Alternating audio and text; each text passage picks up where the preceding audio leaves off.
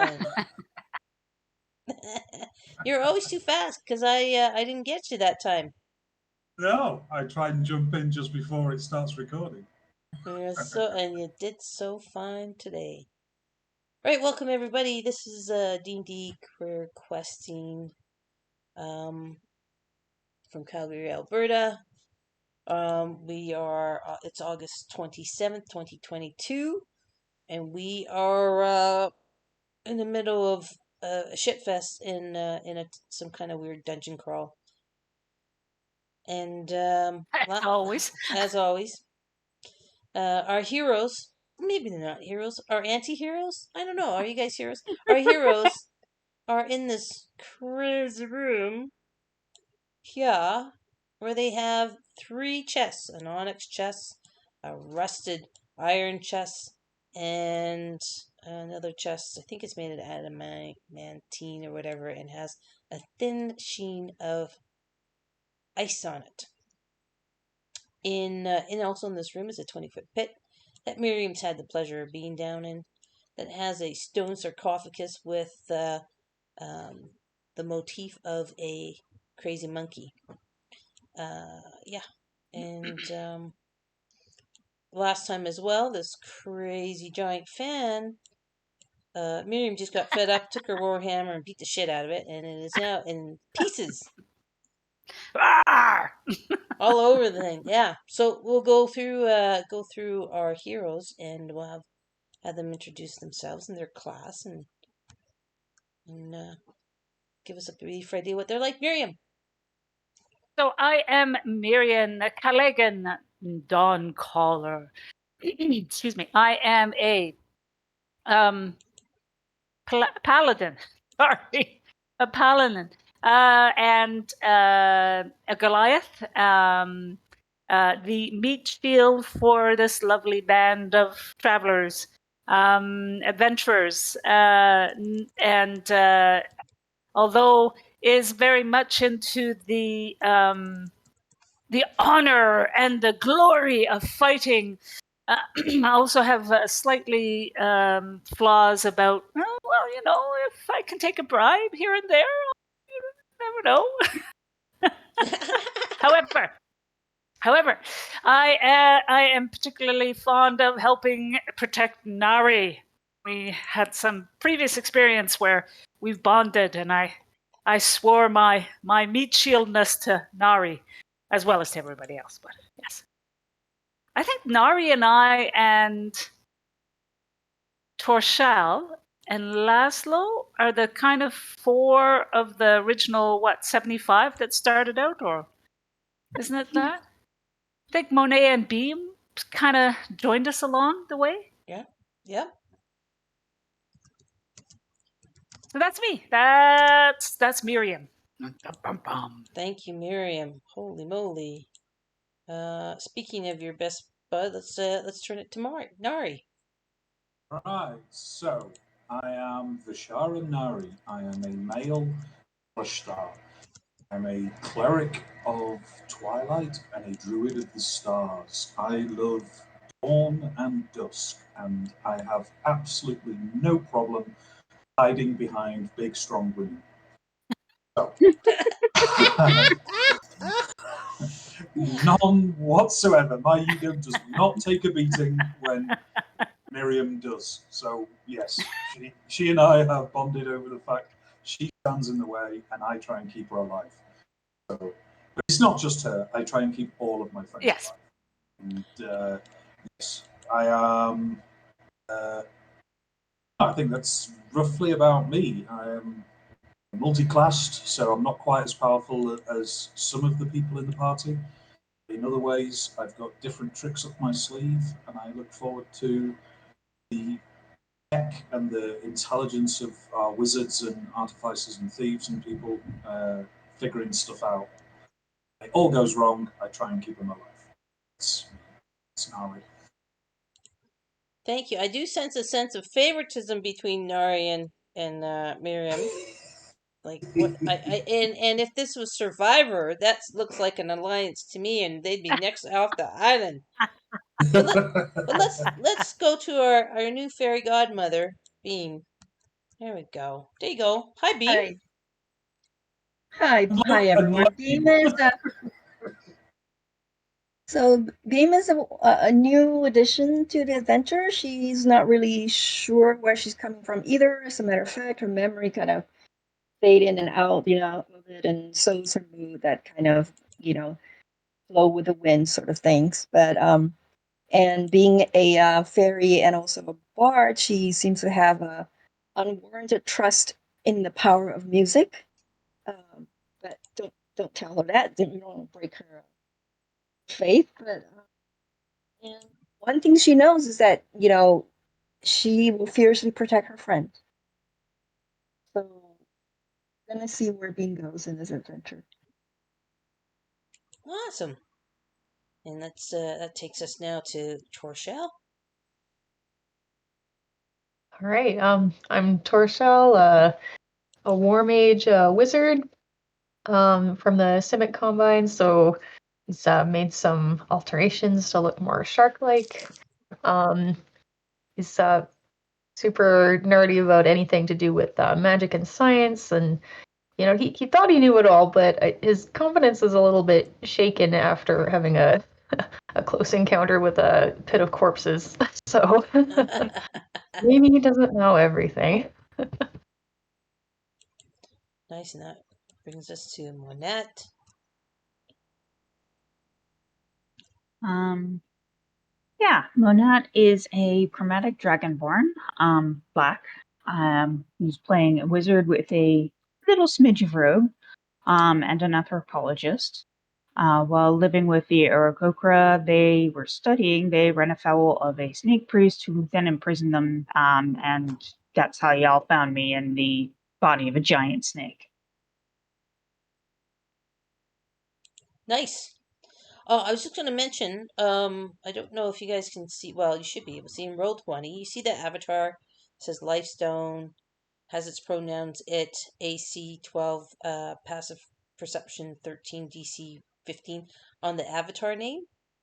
Yep. I played in JammerCon, and Captain Ron taught me that. And actually, so if you guys wouldn't mind going into your display name under your settings in Roll20, and just maybe just adding your stats for your character, just so it's a little easier to see right off the bat. That might be pretty handy. I don't think we need your real names, just because I think we know each other well enough and we recognize each other's voices well enough.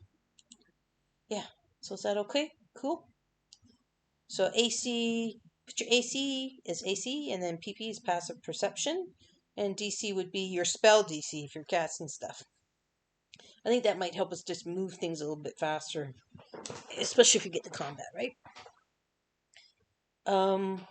So I've messaged Laszlo on all the places I know to message them, and I don't know if they are coming.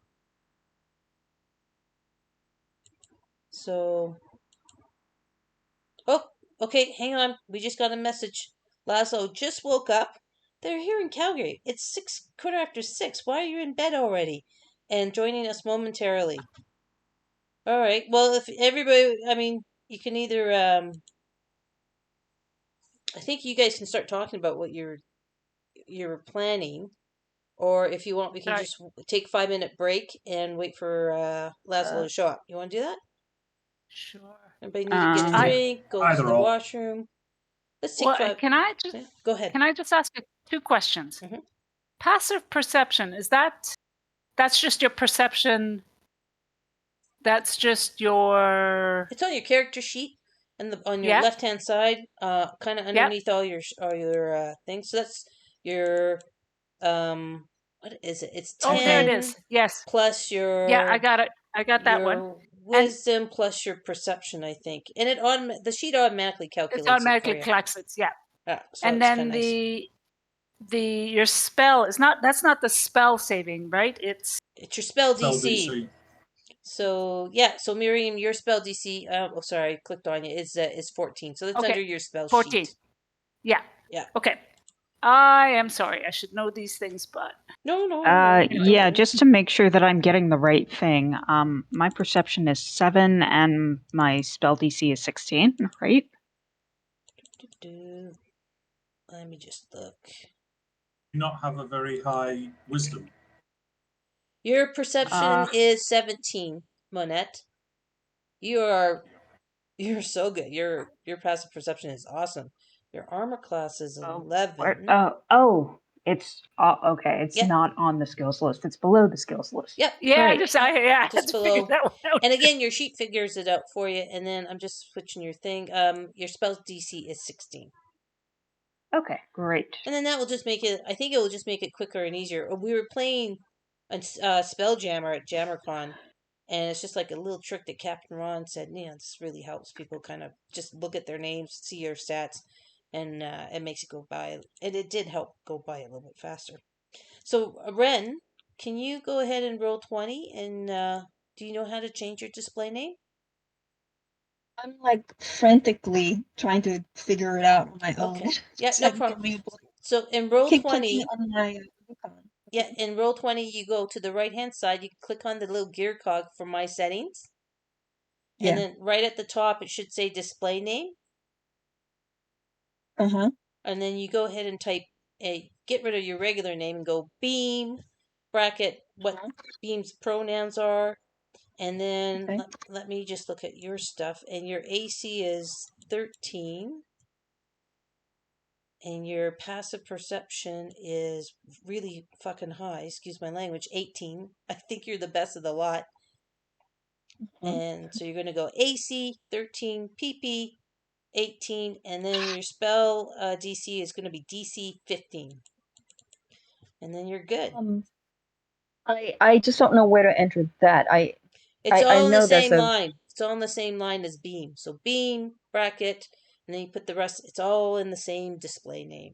Oh, okay. Yeah, it can actually fit that much. It's pretty good that way. I'm sorry, so 13, 15, 17. No. AC is 13. Your PP is 18. And Okay. your DC, I think, what did I say? 15? I have to go back into you. 19. No, your DC is under spells, it's 15. Your spell save difficulty is 15. Okay. So Thank you. that number's from your spell tab on your character sheet. It's right on the, it's right on above on the top layer of information. It's charisma, 15, and then 7. So it's called spell save DC. Okay? Got it. So when you do a spell and someone has to pass your difficulty level for them to avoid it, that's the number that they have to beat. That's your spell DC. Understood. Yeah. And can I ask one more thing? Last time, there's something about sneak attack that I need to be doing something to prep up for it. I can't just simply launch a sneak attack, correct? Well, sneak attack, if you go into For your a rogue. feeds, you should be able to read the description on it. Right? So here's your sneak attack. Let's open it up. Let's pop it in the chat. So you have to be using, right there, right? You have to have, what is it? Advantage on attack roll and have a finesse or range weapon. You don't need advantage on attack roll if another enemy of the target is within 5 feet, or the enemy is incapacitated. Got it. So that's your Okay. sneak attack. Right. It was closed on your sheet, so just leave it open and then you can see it, right? Okay. And to open and All right. close it, you just hit the little word bubble next to the name on your character sheet. Right? Okay. So you just play around with that. Anything else? Mm-hmm. Is Laszlo here yet? Come on, Laszlo. We're gonna have a talk with your partner about throwing a bucket of ice on next time they sleep and having a nap. All right, anybody else? Any questions? No? Good. All right, well, I don't know if anyone's back. Is everybody here? Or is everyone taking that 5-minute break? Okay. It's I'm kind of here. sucky. I'm here. We need Lazo because if you guys remember last time, right? You put the dog in each one of the chests, and inside the chest again. I'll just reiterate so you guys remember. Inside the chest is like an inverted lock. The key is on the inside, and you have to get in the chest, close the lid, and turn the key for that lock to turn, right? And when you turn the key on the sarcophagus, a mysterious magical button appears. But the lid of the chest is locked. So you have to turn the key again to open up the lid, but then the button on the sarcophagus disappears. So that's kind of the weird thing about these chests. So, and I think I got what they're made out of wrong. There's a onyx, rusty iron, and a silver chest glistening with frost. Not adamantine. So you guys had stuck Laszlo's dog Sai in each one of these chests. And when the dog turned the key on the inside, it's a gold, 3-inch long gold key on the inside, protruding on the inside. Each time that dog did that, there was a button. So an onyx button appeared for the onyx chest, a rusty iron button appeared for the rusty iron chest, and a silver button appeared for the silver chest. But then when you went to get Sai out, you'd have to turn the key again to unlock the latch on the chest to get the dog out. And then the button would disappear as soon as that happened. And you guys were having a discussion about doing a ritual to find familiars, I think is what Nari was suggesting. Do you remember that, Nari? And getting your familiars to jump in the chest and do it so none of you had to go in the chest. Although I want to point out, there are several members of the party that are just the right size to jump in there. Well, at least two. At least two of you. And I'm looking at you, fairy godmother Beam. Just kidding, just kidding. Who's the other then? Laszlo. Laszlo's a gnome. Oh, Laszlo. I think Laszlo's a But- gnome. Yeah. But isn't that what the dog's for? I know, right? I know. Now, at this point, you guys have just made the connection between, okay, how to get those buttons on the sarcophagus to appear. No one's pressed them on the sarcophagus yet. And again, the sarcophagus is in a pit that is 20 feet down. And again, only Miriam has had the joy of falling into that pit so far.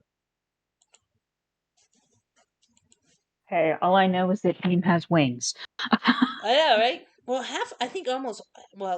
at least half of you can fly in one way or the other. So that's really a wonderful thing. Yeah. Pretty sure it's Featherfall, so, Yeah, but I mean, there's a couple of you that have, like, Laszlo has flying wings on his booties. Nari can fly, and of course, Beam has beautiful fairy wings. I'm not sure if anyone else can fly. So, and we're still waiting for Laszlo to arrive. But I mean, that doesn't stop you guys from kind of strategizing without Laszlo.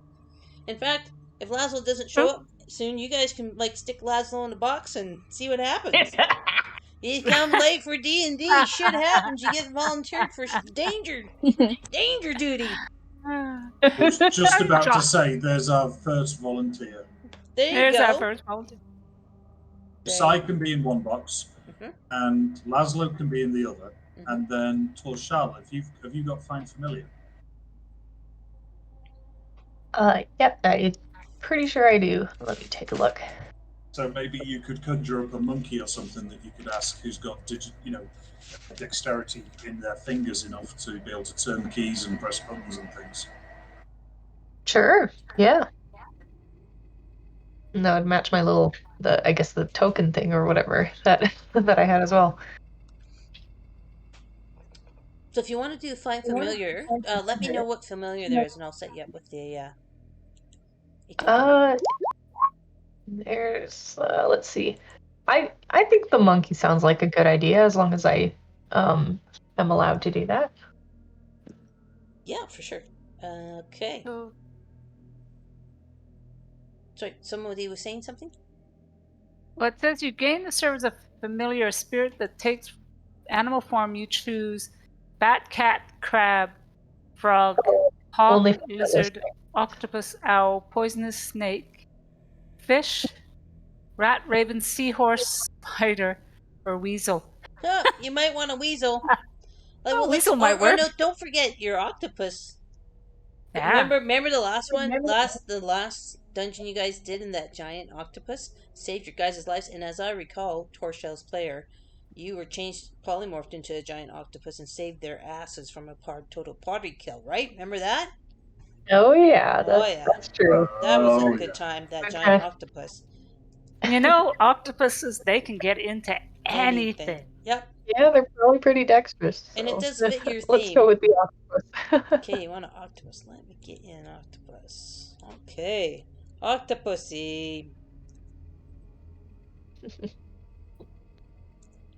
Again, I don't eat octopus sushi anymore since I watched My Octopus Teacher on Netflix. Again, I highly recommend that. I will never ever eat another piece of octopus ever again because they're so incredible. I was listening to a podcast recently where they were taking the lessons learned from nature, and one of the things was about an octopus. Apparently, the octopus can self-repair. They're thinking of trying to adapt the ability that an octopus has to self-repair to a robot.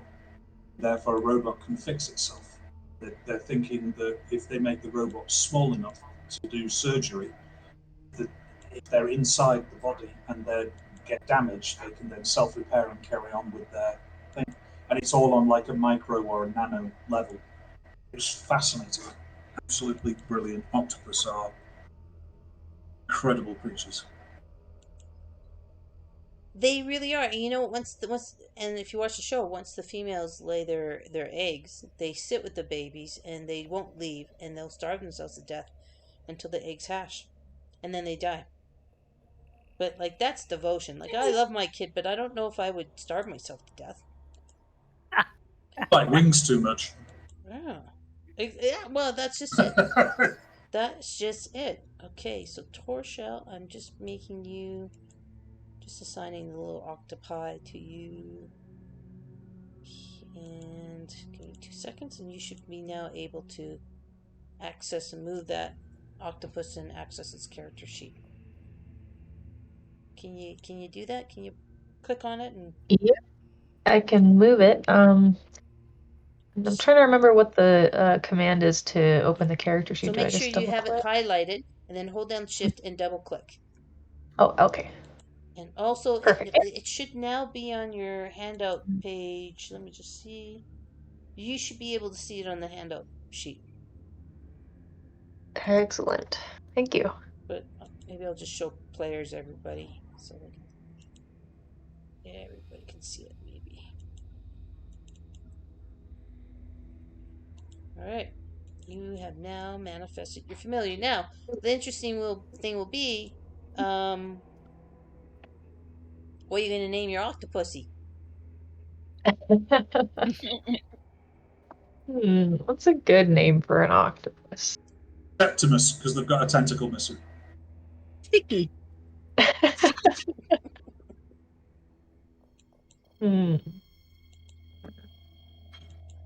I'll have to think on that one. All right. Well, you should be able to control it and edit it on the character sheet. And I just have to re-log in because I'm having some issues with Roll20. So I'm just logging back into Roll20. Do we see Laszlo yet? No. Not yet. All right. Oh, crap. Laszlo. And you know, when I refreshed it, put me back into the Spelljammer game. And now I'm lost. I'm lost in Cyberland. Here we go. Good lord. Getting back in there. Alright, so what's the plan, guys? How do you want to play this? Well, I was kind of thinking that I would use Featherfall and get into the hangout next to the sarcophagus. This it's actual spell, right? So it would use up one of your spell slots? Is that Yes, something it you want to would. do, or do you want someone just lower you down on the rope? Yes, I was Oh. going to say, we could probably just lower you. Oh, well, in that case, yes. Please lower me down. Miriam says, we'll I, do that. yeah, I just want you to be aware, like, it's not like a cantrip, right? You can use it at will. It costs you, and then you have to rest and to get that slot back. But if you want to spend it like that, you can. Ropes are good too. I was kind of thinking that, do we have any idea if the buttons appear in the same sequence that the chests are aligned in the back? They absolutely do. Great. I was thinking that we just press them in order and start with the left one. Okay, well, I see Laszlo has showed up. Everyone, let's all make fart noises at Laszlo.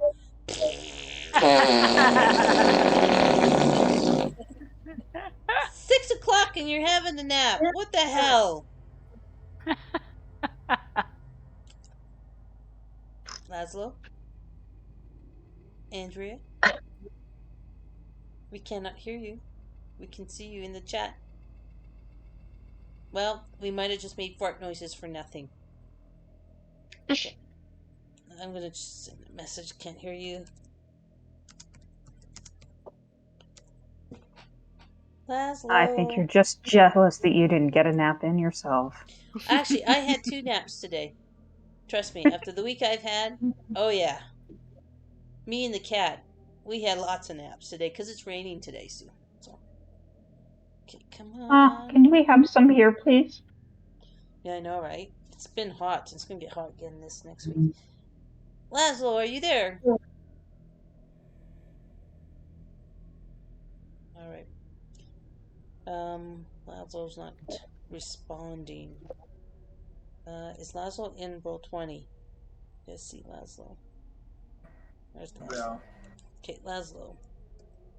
Yeah, Laszlo appears to be in roll 20. Yeah.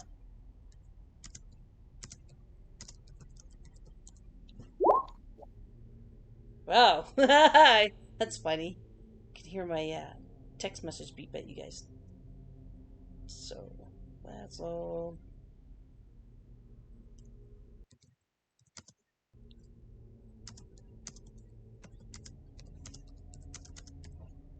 So I'm just going to say, I'm not going to have you roll for it. Miriam easily lowers Monette down to the sarcophagus. Does anybody else want to get down there by the sarcophagus as well with Monette?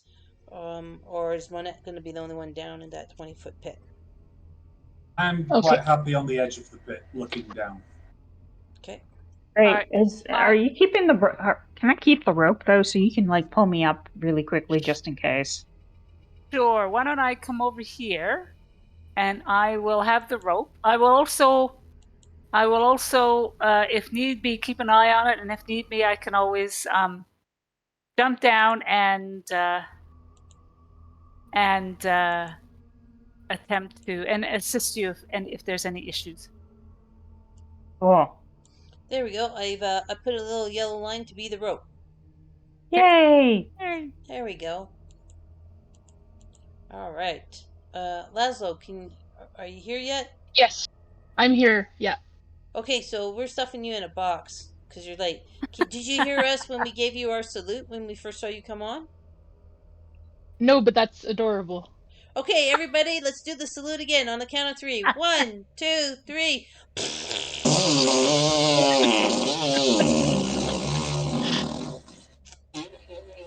Just impressive Welcome. duration. Great stamina. Okay, so basically, we've refreshed everyone's memories about the 3 chests: the onyx, going from left to right, onyx, rusty iron, and silver, and about how you use psi to go inside, where there's an inverted lock and the golden key, and psi went inside, had to close the lid and turn the key, and then on the sarcophagus where Monette is standing, a button of a similar hue would come up, and that's where we ended last time. So now, just to bring you up to speed, Torshell has manifested a lovely little octopus familiar. Oh, those were the days. Yeah, I know, right? We have a fondness for octopus with this gaming group. and Sai, and they were going to stuff you in the box to be the third one because you're the right size to get in there. To go in the That's fair. boxes, turn the key, and manifest the buttons on the sarcophagus. Now, this is your last chance to ex-nay that plan A because now you're here because we just thought, well, if you're having a nap, we're stuffing you in the damn box. That's fair. That's fair. But now that you're here, you have agency over your character. God damn it. You know what? I think I'm happy to roll with it. Let's see what happens. All right, so actually, I feel like Monty Hall on Let's Make a Deal. Which box would you like Door to number go 1. into, Laszlo? Yeah, chest number 1, chest number 2, chest number 3. Onyx, rusty iron, or silver. I will go into silver. All right, where do you want to put Sai then? Sai. Oh yeah, I guess he's there too. Is he able to manipulate that one, or do we have our octopus and? Okay, I can leave him here. I'll go with the rusty one. Okay, go ahead and put your token on top of the rusty chest. I almost said the Krusty Krab. Oh, I'm losing it. Okay, and then of course, Torsha, if you don't mind having your octopi slip into the onyx chest. Alrighty. And yeah, I think you can see everything your familiar can see and ask and direct them to do in action, right? I think so. I'm pretty sure you can. So, sounds good. Okay. Being said, say hi to my friend, to the octopus familiar, because that's where the soldier went in, right? The toy soldier. It totally lost me on that one. Oh, Yeah, maybe I missed too much of it. I thought there was like a 5-inch. Oh, yeah. You're absolutely right. There was a weird little Skeletor thing. Yeah, I thought I That went to when the one to Miriam- the left. Yeah, when Miriam. Good remembering. Yep, good remembering. That's all I remember. I missed so much of it last time. But I did Yes. remember that one. Exactly. So it was the size of a little 6-inch action figure when Miriam was in there last time that crawled into, I can't remember which chest. Oh, yes. Which did crawl into one of the chests. But I can tell you that when Miriam smashy the fan and went to catch up with you guys at the Laughing Demon's mouth, that might have been a time when that little critter might have ran away. Because it's not in any of the chests now. But good memory, Bean. Really good memory. Yeah. Dean is like, I wonder where he went. I know, because like that would have been just your size, and you could add a new friend that you could actually relate Could have to. been a friend. Yeah, totally. All right, tell me what you guys want to do next. We have our 3 volunteers in the chest. We'll have to close the lid. I'd like to see Beam go on a date with that little skeleton critter. But anyway, It's gone though. You never know. Beam just might fly off willy-nilly, because she obviously has no sense of priority. I do not doubt this will be the last time we have seen that person, that little monster thing. oh, I am sure it's not the last time. Quite positive, in So- fact. I know that what Miriam's going to do. Miriam's going to take out her warhammer and be prepared for anything, because anything can and will happen. And she looks over at Nari and she nods at him. That's so scary. All right, cool. Anybody else want to do anything in preparation? Make sure your tokens are in the room where you want them to be. Yeah, Beam's gonna hover in the same spot. Okay. I'm going to move over there. Torsho, you're happy Need where to you're ask- at? Need to ask something of Beam. Yeah, I'm happy. Depending on your altitude, are you high beam or low beam?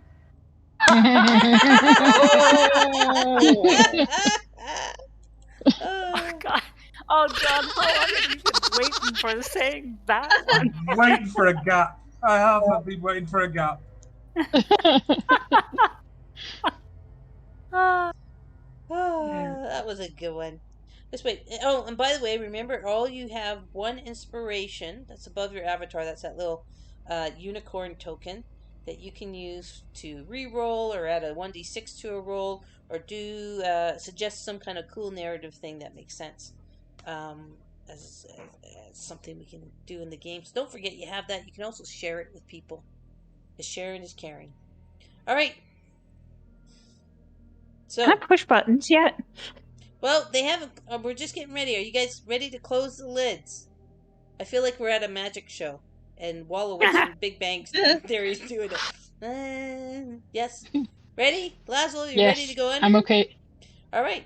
So Right. A go under makes it sound a little more ominous, but yes. nice knowing you, Laszlo. Again, I want to remind people we use foul language in this game.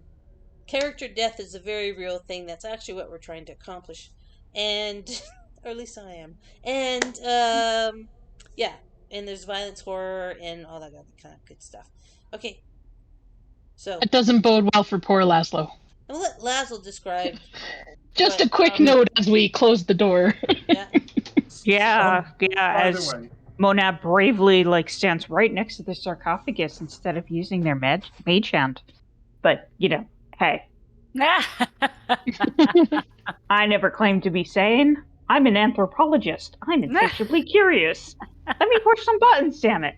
All right. Well, do you want them to close the lids at simultaneously, or do you want to go one at a time so the buttons appear one at a time? Because you guys have figured out that part of it. Oh, hey, let's synchronize the lid closures. I feel like we're at the Olympics and it's synchronized swimming. Okay. Laszlo, please, if you will, lead the synchronization. All right. Let's feckin' hope this works. 3, 2, 1, close. Okay. It's one. Let me just get all these rest of ones here. Okay. What the hell? Okay, hang on. I'm trying to put your buttons on. But they're not listening to my call. Okay, and one more button. Black. That's not very good. And let me just move them into the right order. So here we go.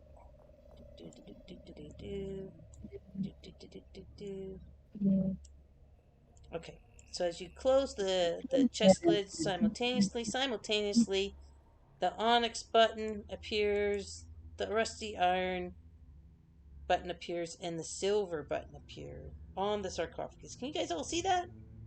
Yep. Mm-hmm. Hot damn! Monette, you're down. I'm planning on hitting the onyx button first, followed by the rusty iron, and then the silver. Okay, so you're hitting them one at a time. Because I can. Yep, one at a time. Okay, so as you hit the onyx button, I need to do something. Of course, if something dramatic happens, I won't be pressing the other buttons immediately. Right. Hey, Torsho, can you open up your octopi and give me a Constitution saving throw, please? Oh no. Uh-oh. Just straight Constitution, I guess. Yep. Holy Hannah Banana! That's not bad at all. That's good. All right, that's pretty good.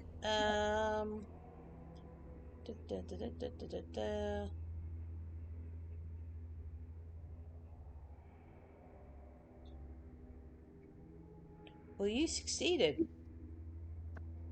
Nice. Yeah, you succeeded. And it doesn't tell me what happens to you if you succeed. So, yeah. So, yeah, your little octopi is fine. And the button is pushed down. Okay. Go ahead, Monette. You're going to do the next one? Yep. Okay, rusty iron. So as you press that button down, hey, that's Laszlo, right? Yep, There that's is. Laszlo. Laszlo, any non-magical metal objects inside the rusty iron chest with you, including objects worn or carried by you, corrode into worthless piles of rust. Objects partly made of metal are ruined, and their non-metal components start to decay. So you might be naked. I'm not sure what kind. Let's see. What kind of armor did you have, buddy? I don't think. Let me see. Iron armor, light armor. No, that's my proficiency. Check your equipment. Man, all your stuff. Your iron pot's gone. Any coins and Yeah, medals you had a lot gone. of I have a lot of iron stuff. It's really sad. Oh, your metal. Your thieves' tools, your shovels. Jesus, your crowbar, your hammer. All turned into crap. Your water skin's okay. And I Your was hemp thinking, rope's should I okay. leave my bag out? And then I was like, well, no. What if I'm in trouble and I need to figure my way out of here? That's shit. right. What the hell kind of armor do you have? Armor class 16. Can you see? Oh, you got scale mail. Okay. Oh! Yeah, that's all turning to rust. Okay. So that means, unless you got some kind of feat, so check your feats to see if you're. Yeah, I think you just go down to 10 then if you don't have any armor, right? I mean, I'd assume. Go double check, okay? I don't. While you're sitting there doing your thing. Yeah, Laszlo's just having a panic attack in the meantime. So, Laszlo, we need you to role play this out for us. So, as that button gets pushed, all your metal stuff and gear goes into rust. Your armor crumbles off of your body. Give us a RP reaction, please.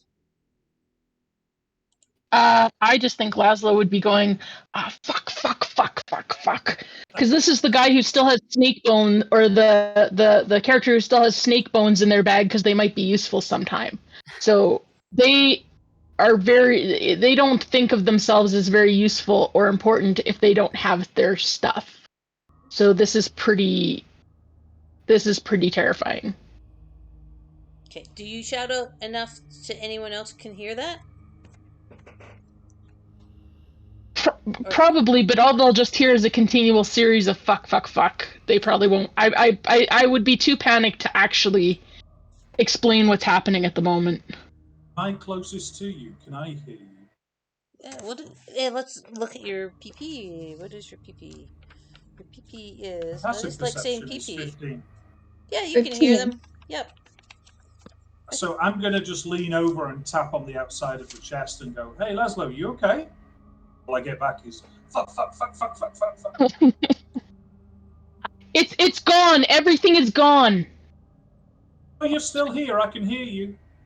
Yeah, I'm here. All my metal is gone. It's just rusty powder on the ground here. Everything I have. The most important thing is still around. You're still here. I mean, thanks. Very comforting. Has anybody got a blanket? Apparently Laszlo's naked.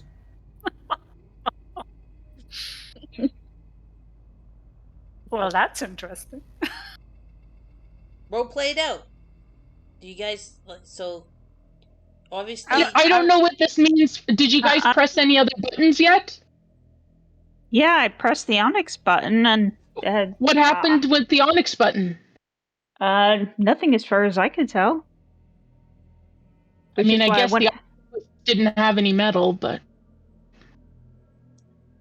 Hey, I've got a bedroll that you can wear for now. It's not going to be particularly elegant, but hey, it's better than nudity. I elegance was never my strength anyway, but I appreciate the thought. So have you hit the silver button yet? Nope. Oh, I don't think Size pressed the button, turned the key. Oh, no, the button's here, so I must have. Oh, okay. So I think I think we all turned the key after we closed the lid. But okay, well, I don't know what's gonna happen when you hit the button. I mean, I'm gonna have to miss out a little.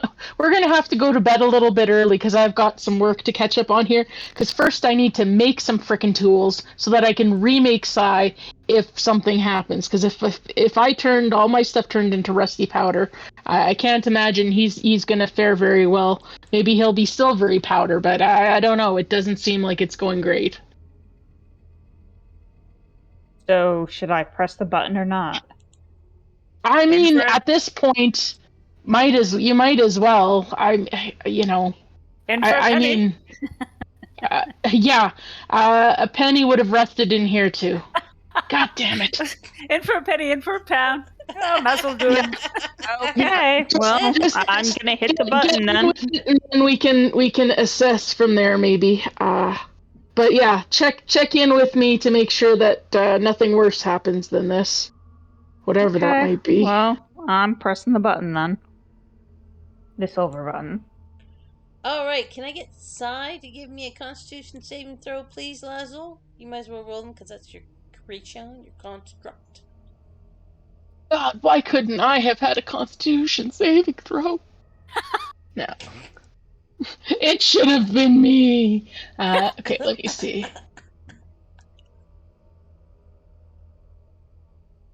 Okay, I've got him up. Boop. Character sheet. And con.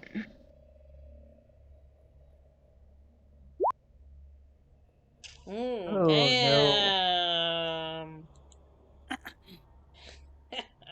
All right, hang on a second. I gotta roll some shit here. Hang on, people.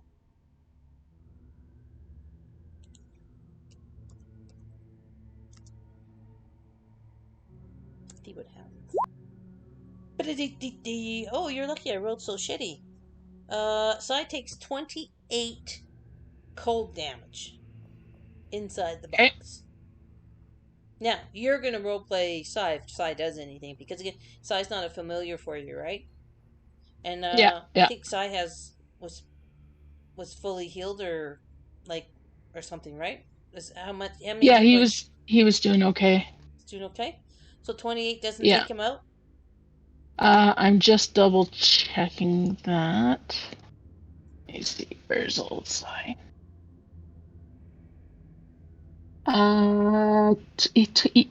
He has 27. Poor baby. Oh, wah wah wah.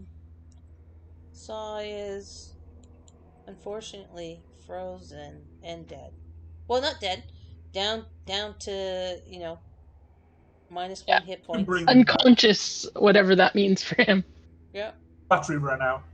Yep. He's gonna need some booster cables. Yeah. Too bad they're made out of metal. Yeah. Just put a little X on him. So he's down to Okay. what? -1? -1, yeah. Okay. Let's put that in there. Let's do it. Here we go.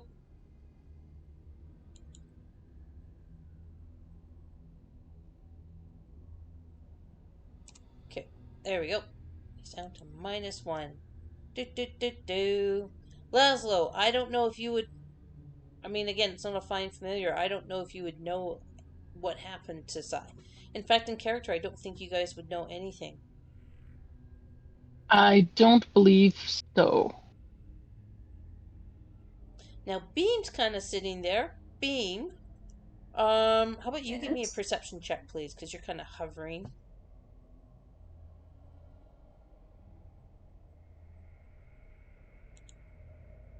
Yeah, it just explains that I can, like, instruct it, but it doesn't have, like, a psychic link element. Right.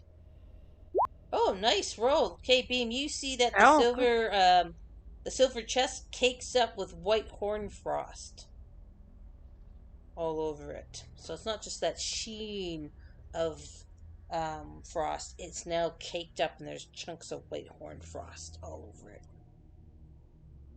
I went over and peep into the. I assume there's a keyhole, right? On the where the keys were thrown out to peep in. Well, unfortunately, the key is in that hole, but on the other side, right? So it's blocking any vision you would have inside the Oh. chest. Yeah. So I just hover close and say, "Sai, are you okay in there?" And can I detect that it's cold? Yeah. Well, you can't detect anything's happened to side, but you definitely see the ice on the chest is it's much heavier and thicker, and you know. I know you're in California, right? But here in Alberta, we'd like, no, okay, well, corn frost. It's a thicker frost. It's easier to see and thicker and harder to scrape off your windows in the cars. So yeah, the chest is visibly colder. Um. So, and in the meantime, the thing is not open now. All 3 buttons are pressed. Yeah. So if you Do guys, they? I was giving you a little bit of a reaction, but when all 3 buttons are pressed, something interesting does happen simultaneously, and that is this sarcophagus turns transparent. The stone sarcophagus turns into a transparent crystal, revealing a mummified monkey like creature inside. And clutched in its dissected claws is a fearsome mace. Oh, okay, let me show you what the mace looks like. Mace looks like that. Oh. Pretty Wow. cool. Ooh. And And Miriam goes, ooh. and the Oh. mummified monkey Oh. thing that's inside. Not very Oh. pretty. Oh. That's gnarly. It's a mummy monkey. It's a mummy Mummy monkey's monkey. inside. So yeah, so it's turned into the whole thing's gone from being a a gray granite to being a crystal see-through sarcophagus. I'm trying to think, like, I think they did that in like Superman or something like that with the crystal sarcophagus, or I don't know, maybe Sleeping Beauty or something stupid. No, Snow White. I don't know. Anyway, but it's a crystal. But with the buttons down, it turns into this crystal material, and you can see what's inside. And what's inside is that mummified monkey with its little paws hanging onto that really interesting looking mace. Dun, dun, dun, dun. Ooh. Is there any obvious way to open the sarcophagus? You want to do an investigation check? Sure. Yeah, and that means touching it. Perception's just looking and smelling and hearing, right? Come on. Get that machine. Scroll up. So if you want to touch it, do investigation. Um. If you want to like try and heave on the lid, do investigation. And if you're Well. just walking around looking at it, that's perception. Yeah, I'll investigate, and I hit the button, but nothing's happening. Did anything happen for you? No, it's slow. Saturday night. Bad machine. Maybe Should I hit it what? again? Yeah, go ahead and hit it again. Or refresh your browser. Yeah, I've hit it 3 times now, and nothing's happened. Do you want I me will to? refresh. Yeah, refresh, or if it doesn't work, I can always hit the button for you. Oh, Uh, did I well, do I that can out also just loud? roll a d20 and add 8. Yeah, well, way to go and take away my fun, but okay. That's fine. You can do whatever you like. So is it just not working? It's just not working on your character sheet then? Well, that's the thing. It turned red when my cursor was over it, and I was able to press the button, but like nothing happened. That's weird. Oh. Well, did you get a weird window that pops up? Do you want to make it a public roll? I did not. Huh. Huh, you were Well, able to roll. I was able to roll Oh, yours. hey, now I can roll. But I suppose I could take that 17. That No, looks pretty go decent. ahead. You go ahead and roll. It's fine with me. Whatever you want. Okay. Oh, that's even better. Oh, I'll take nice. the 21, please. Okay, so describe how you're touching it, por favor. Yeah, I'm just, the heck is it? I'm just running my hands across it, and like looking, like trying to like feel if like the lid has like any gaps on the edge to denote that it's actually a lid as opposed to one solid block of now glass, I guess. And just trying to look for any levers, handholds, anything like that. Okay. And with a 21, as you're doing that, and you're kind of like put your weight against it as you're pushing down and trying to see if there's any hidden, panels or anything, you put your weight on it in such a way that it starts to spider crack on the lid. And Uh-oh. and you can tell that it's very fragile. That this is truly like crystal, like glass, right? But fine crystal. It wouldn't take much to smash this sucker. And it's again, there's little cracks spidering out from the point that you had put your weight on. Hey folks, this thing is really, really delicate. Should I just smash it or what should I do? Any suggestions before I just, No. blunder in? Miriam I think says, we should get our friends out of the box. Oh, out of the boxes, because looks like we have a frozen one in there. Okay. Well, let's get them out first then. but I looked down at Monat and I said, let's climb out and we can shoot something at that thing. How about that? How about I haul you out first? Okay, yeah. Haul me up, thanks. All right. Besides, I'm not sure. I'm kind of guessing that we have to fight that mummified monkey when we open it, or it breaks. Yes, probably. So let's see about opening, seeing if people can get out of the chests. Laszlo, you doing okay? That's relative. Might be safer for you to go in there if we get attacked. So, what happened when you pushed the buttons? Was this worth it? We're not sure yet. Come out of the box. All right. And I lift the lid on my box. You have to turn the golden key inside with you. Okay, I turn the key back So as you into turn the its key original back, position. anyone who's looking at the sarcophagus, you'll see the iron button disappear, and the sarcophagus goes back to stone. Oh. Hang on. And then Hang on, Laszlo. The chest lid opens up, and then Laszlo pops the head out. Now, Laszlo, I'm just wondering, like, if you could please just, as you pop your head out, right, the lid comes up, you pop out like a jack in the box. How naked are you? I do have a set of commoner's clothes, and my apron is made of leather, so that's okay. But I'm just like it's just I'm covered in rusty dust, and it's everywhere. And some of it has stuck to my cheeks from my tears. Aww. Do you have any, like, weird birthmarks or weird tattoos in odd places that everyone would now be able to see? Do we have, I'm like, wearing commoner clothes, so there. No. Oh, really? You're really taking the fun out of this. So you don't They have any... forgot about me in this chest for a long time. Someone was offering to make me wear a blanket. I was not prepared to let them laugh at me about this situation. So no, I'm wearing my clothes. Wow. Okay. Well, again. Okay. All right. So Laszlo pops up in their common or clothes. Too bad. Okay. Anyway.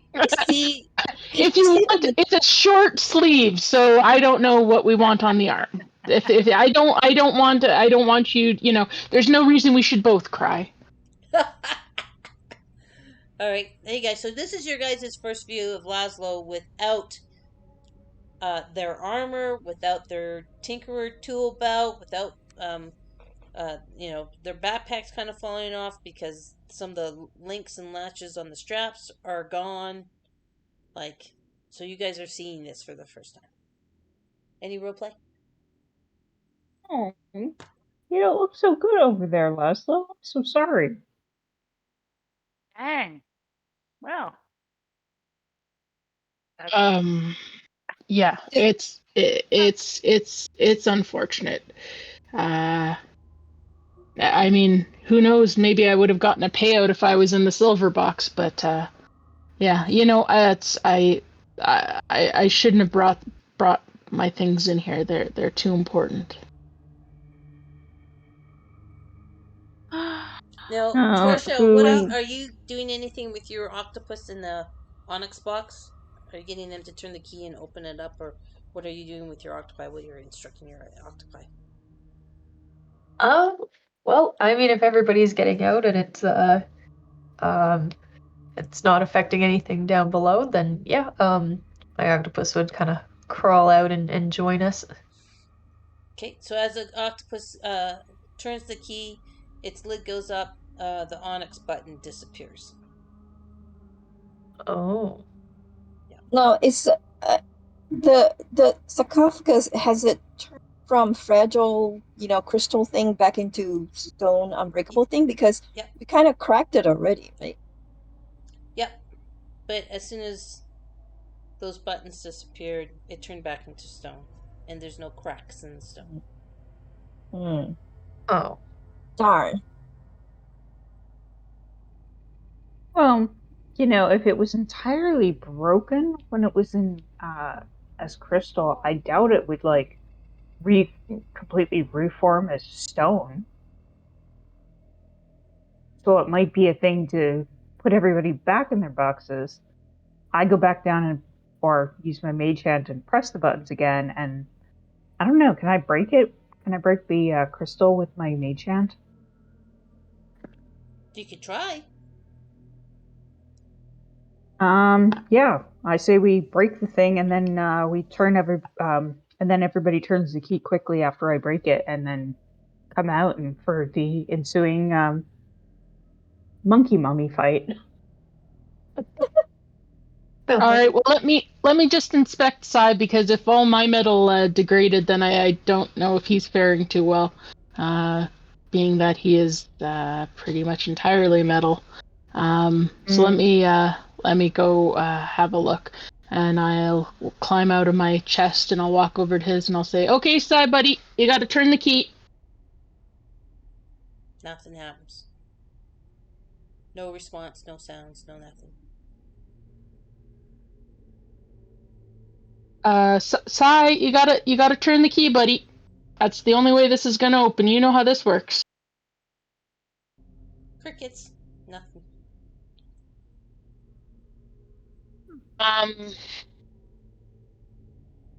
Well, he's not exactly a stubborn boy, so I can only imagine this is more not goodness. Yeah, the box is totally frozen. Maybe he's frozen in there. I'm just kind of putting my hands on the box and kind of tapping, but I'm not hearing any noises or responses from inside.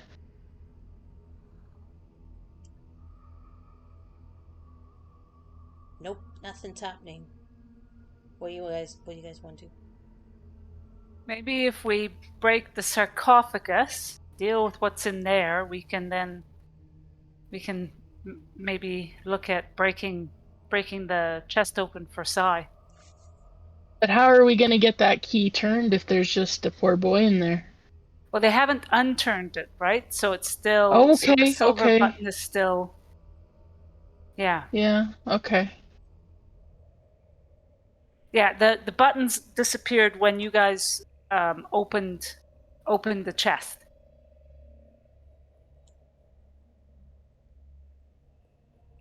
Okay. Yeah, that sounds fine. And I just take all of my schlump and I just drop it on the floor, kind of in front of Sai's chest, because I don't want to lose what's left. So I'm dressed, but that's about it. And I just climb back into my chest. Can you throw us a bone and say the belt buckle in your belt is gone so your pants fall down or something? Give us some gratuitous nudity somehow. Sure. Okay. My pants will slip down. I Okay. will sigh. I'm already very defeated. And I grab at them with my thin little arms and I pull them up in the front and I try to widely swing my leg over the side of the chest so as to get all the material and everything over. Now, is there any And ink just or say, anything that people have gotten a glimpse of? And I'm just saying that because Ink Master's about to come back on the air. So, big there you fan of go. that show. Any funny things, and like a heart with mom in it on your tushy, or or maybe a name of an Laszlo's X level with pretty an X on it. practical. Yeah, I would say they just see some gnomish characters. I don't know if any of them can read. Anybody read Gnomish? I doubt it. All right, there you Oh, go. But you have at least one ink. Yay! Thank you for throwing me a bone. You know, I Appreciate just, that. you got it. I figure I owe you. I was a little late in, so I got to give you at least that, hey? Thank you. So I'm sorry. What's the location of your ink again? Well, in our realm, we would refer to it as a tramp stamp, but it's not what that is. All right, tramp stamp. That's just the location. That's not a reflection on its content. All right, there you go. There's a mystery for you all to try and figure out from Laszlo down the road. Okay, so you're back in the thing. I'm assuming you're closing the lid and turning the key, right? actually, I'll just say, tell me when you're ready. actually, from up here, can I tell if the silver button is still pressed down or did it pop back up? It's still pressed down. Okay, good to know. So, Great. Well, in that case, I guess now is a good time. All right. all right. So Laszlo Okay. closes the thing and turns the key inside, and that iron button reappears. How about you, Torshell, with your octopi? Well, he was kind of crawling my way because I told him to come out, and I was like, no, no, no, turn around, go back in. Gives you Do a it finger. again. Gives you a finger with a tentacle. Lift it up and make up your mind, mommy. All right. I presume this is my mage hand here. Yeah, I don't know if you still have it on because we were using it last time, so I don't know if you still have it going. But let me just have the octopus climb in, close the lid, and turn the key, and then the onyx button reappears. And the onyx button and iron button are both up. They are not pushed down, just so you know. Mm-hmm. So they need to be pushed down in order to make it go crystal again. Yeah, hence why I was asking about my mage hand. Yep. Do I need to recast the spell, or I don't know how long it lasts? No, that's fine. It's a cantrip, so you can just, and I think. Oh, great. Well, in that case, sure. And I can't move that, so if you would be so kind. I will give you control over it right now. Give me 2 seconds. Shakes. There we go. You have control of your mage hand. Come on Great. I will hit the onyx button first again. Okay. Give me another Constitution saving throw, please, Torshell, for your octopus. Okay.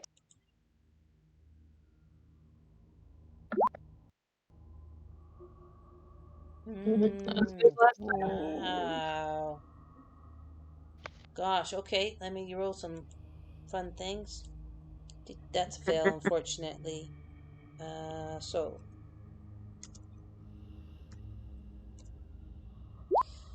Oh my fucking gods! I don't even know if octopus can make any sounds at all. Uh, I mean, yeah, it's only got 3 hit points, so I don't know if he had a chance to make a sound. Yeah. So Is the bottom of that chest now full of ink? So it just exploded. Exploded. That's not. Oh. Yeah, actually, that's not what happened. So you guys don't, in character, see any difference. Okay.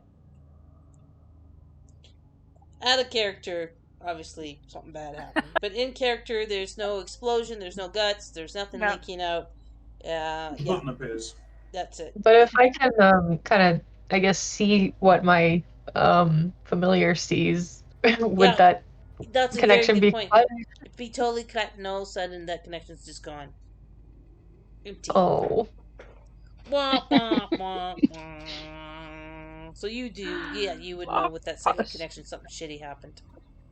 Alright, and did you want to roleplay that out? Do you want to let the others know in character? Do you want to start to cry? I think my face would fall. I feel like, oh, shouldn't have sent him back in.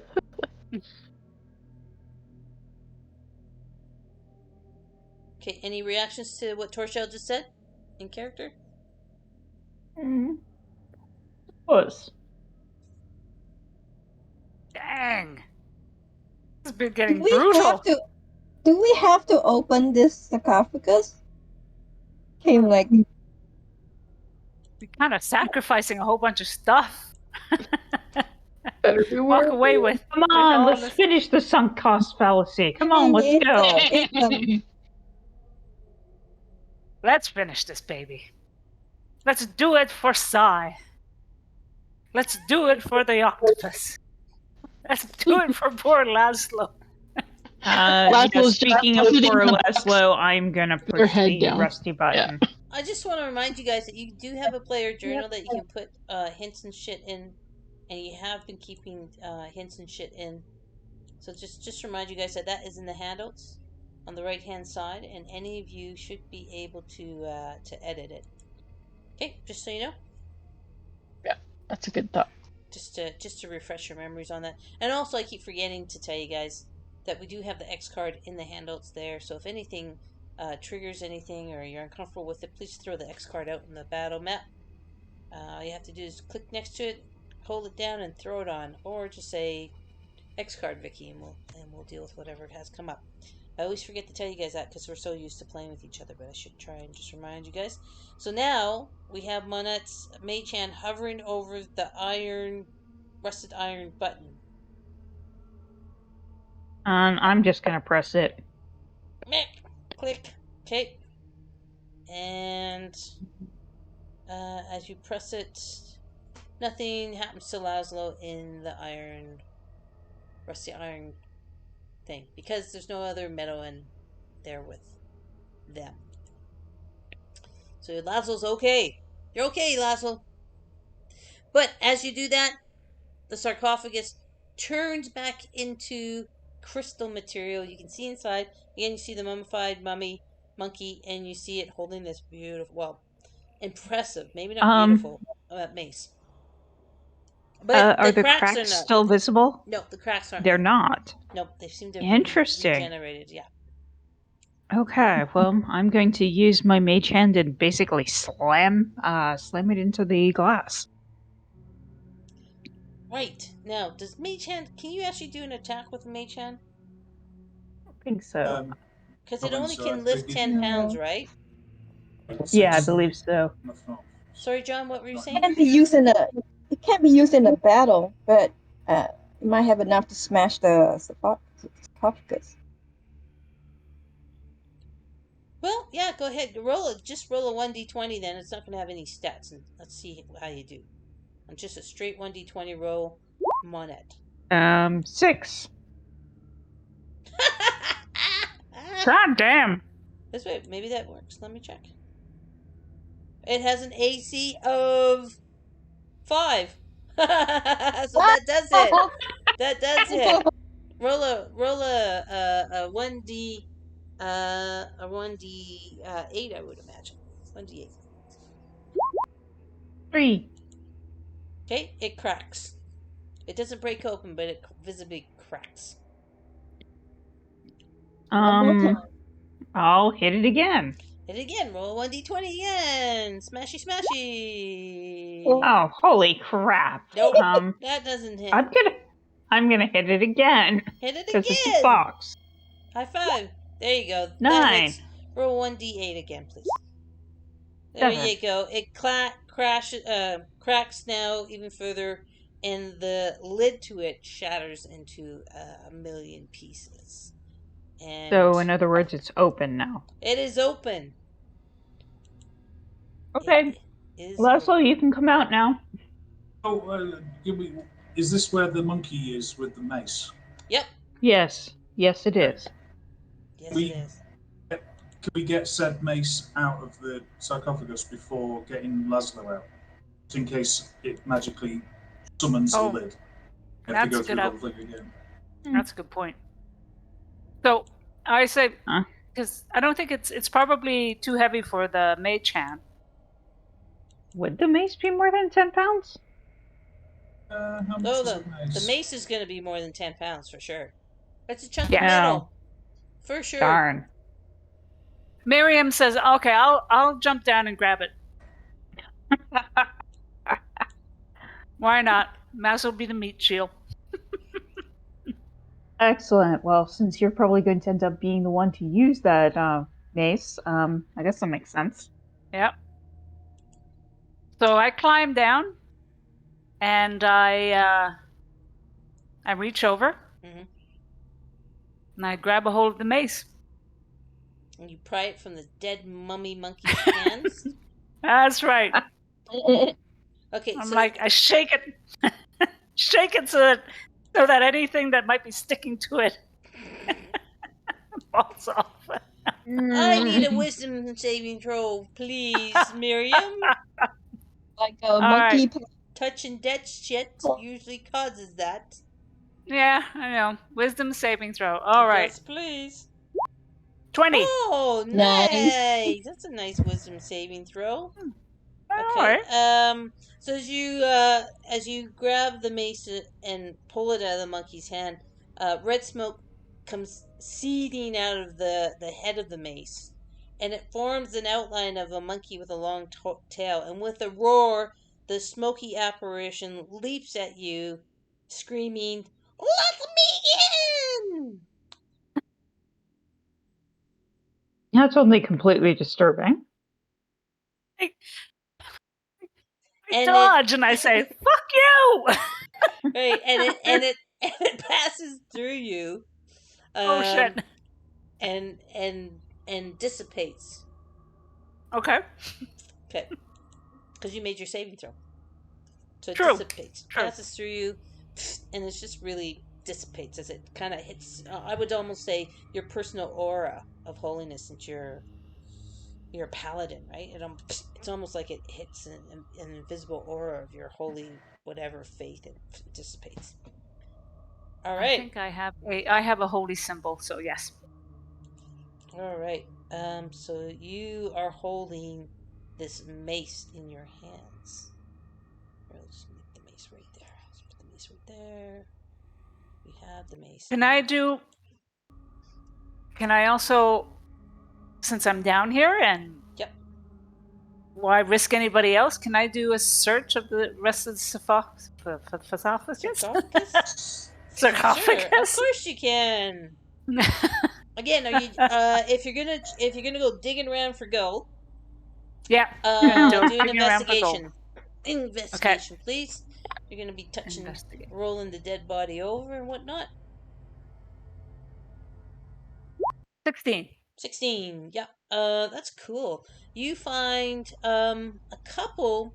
You find two little figurines similar to the little figurines you found out in the obelisk. Okay. Okay. Which ones? Hang on, just writing that down. You find two figurines.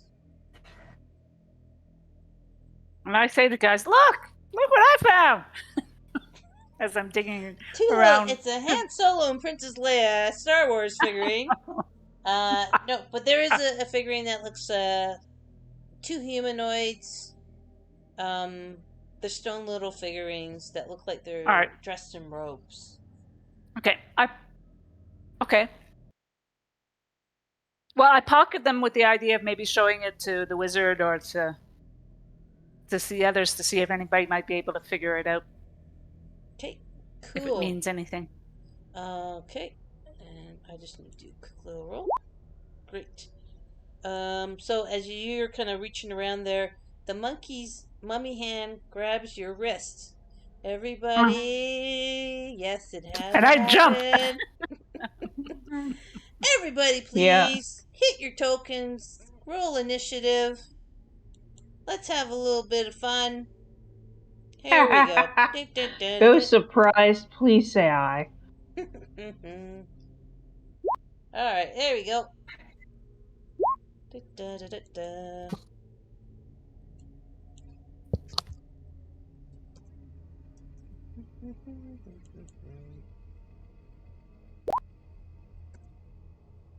Sorry. Just.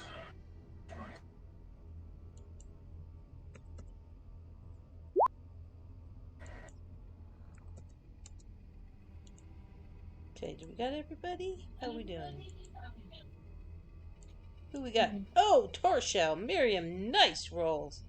Do we have everybody on it? Torshell, Miriam, Monette, Beam, the Monkey, Nori, Laszlo, Sai. Sai is not rolling initiative. Sai is a popsicle. Oh, should Laszlo's in the chest, do they still roll initiative? Laszlo can. Okay. Who's So this other they're one? not aware that this is happening because they're in a sealed chest, but we'll roll just to keep it in order. Okay. I'm sure they'll hear something. Yeah. Oh yeah. I hear Miriam scream is like, "What?" Okay, well, this little thing is gonna have surprise on you. So it's gonna get its a little thing first. It's going to grab you by the wrist, and then it's gonna try and bite you. So let me. Monkey bite. That's it. Oh, and you know, I didn't mean to say. I mean, I don't want to be insensitive and say monkeypox, but you know, who would have thought this is it? This is in the scenario. Okay. There you go. Can I hit anybody else? Okay. I heard. Dang. So I'm not sure. Does 18 hit you? Let's look at your no nameplate. Yeah, 18 hits and you get 16 points of piercing, unless you have something like a reaction or anything. Sorry, I actually got my for some reason my Discord froze. Okay, So. no, it grabs you by the wrist and then it digs its little dead little teeth into you for 16 points of damage. Okay, I have yes, I have stone endurance. Let me just make sure I haven't used it. No, I still have one more. So it's basically, I'll just pop that in. I think I have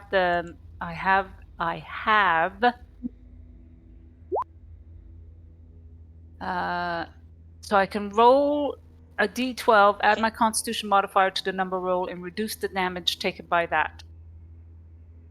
All right, so a d12. And you don't get to use it again until you have another short or long rest. Okay, cool. Yeah. Go for it. Okay, so. I mean, those 12. teeth are mummified. They can't be that sharp. 7, and my constitution modifier is 4, so 11. Nice. So I take one. Okay.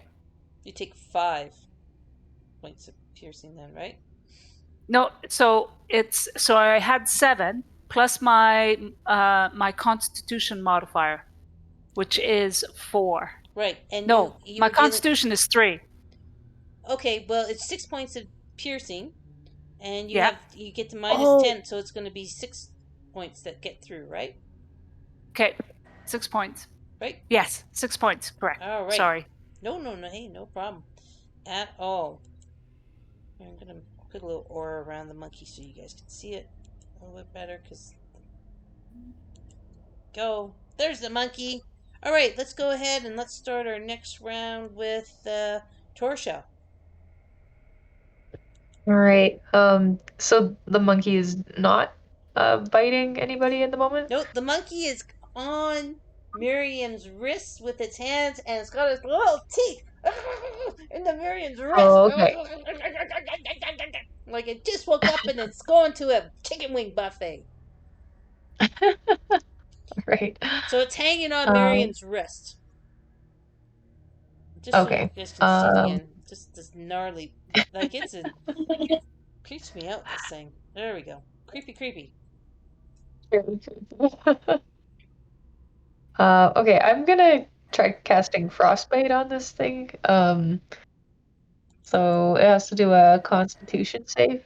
Okay, and let's see here. Trosha, your DC is 16. Mm-hmm. 19 makes it how much? So does it get half damage because of your It doesn't say anything about succeeding, so I assume it takes nothing. Okay. Cool. Okay, And anything that's else you it. want to do? You got movement, you got bonus actions. You've done your action, which is the attack. Anything else you want to do? Any bonus actions or anything like that? Not this time. So remember, folks, you got your action, bonus actions that you can do in your turn, and movement. Okay, those are the three primary things you can do in your movement. And some of you have feats that allow you to do extra attacks and stuff like that. So just keep those in mind. Just checking because it's been a month since last time we played. Miriam, you got this thing on your wrist. It's gross. It's like a dead gopher on the highway. It's like roadkill. Ugh. What are you gonna do? Now, do I have the mace in my other hand? I'm assuming so. All right. So I'm gonna Hit it. swing it with the mace that's in my hand. Okay, Attack it with the mace. Okay, because if you fail, you're going to be smacking your own hand, right? I know. So I this know. would be a really sweet But time for you to roll a 1. I really want you to roll a 1. That would just I be know. so sweet. I know. But that would be my automatic reaction, right? As soon as this thing hits me, I'd be like, "Boom." Yep, gotcha. All right. Gotcha. Go for it. So, Please roll now, 1. I don't have it, so I just roll a d20 because I don't have it in my... let me give you the stats on it. Hang on a second. Because I can add it, can't I? Right now, it's a 1d6 bludgeoning. So you would Okay. add your strength to it. So whatever your proficiency... my strength, plus your proficiency, strength. okay. Proficiency 4. Okay. And you So... can call it the Mace of Mystery. Okay, Mace of Mystery. Let's go. That Mace. so does not sound very reassuring. Yeah, I know. Sorry, guys. Let me just add it quickly. It's not ranged. 1d6 strength. All right. Yes, I think that does it. If I do. Because, yeah, I mean, can't remember what your... Okay. Strength plus proficiency. So, do I have to add... So, it's my strength plus my... Proficiency gives you your attack bonus, right? Okay, yeah. So, that should be this. 18. Wow, 18 hits. Yeah. And it's a... No. So, let me just do a 1d6. 1d6? Okay. I'll just do a 1d6 d6. plus your strength. So, it is 1 plus 4 is 5. Great. Okay, cool. Let me take that off. Like, get the fuck off me! So as you bonk it on the head, there's a rippling in the air, and it seems to do a weird shifting thing, and it multiplies like and divides, and all of a sudden there's 2 fucking monkeys. Like, oh, fuck me! Wow. Yeah, 2 fucking monkeys.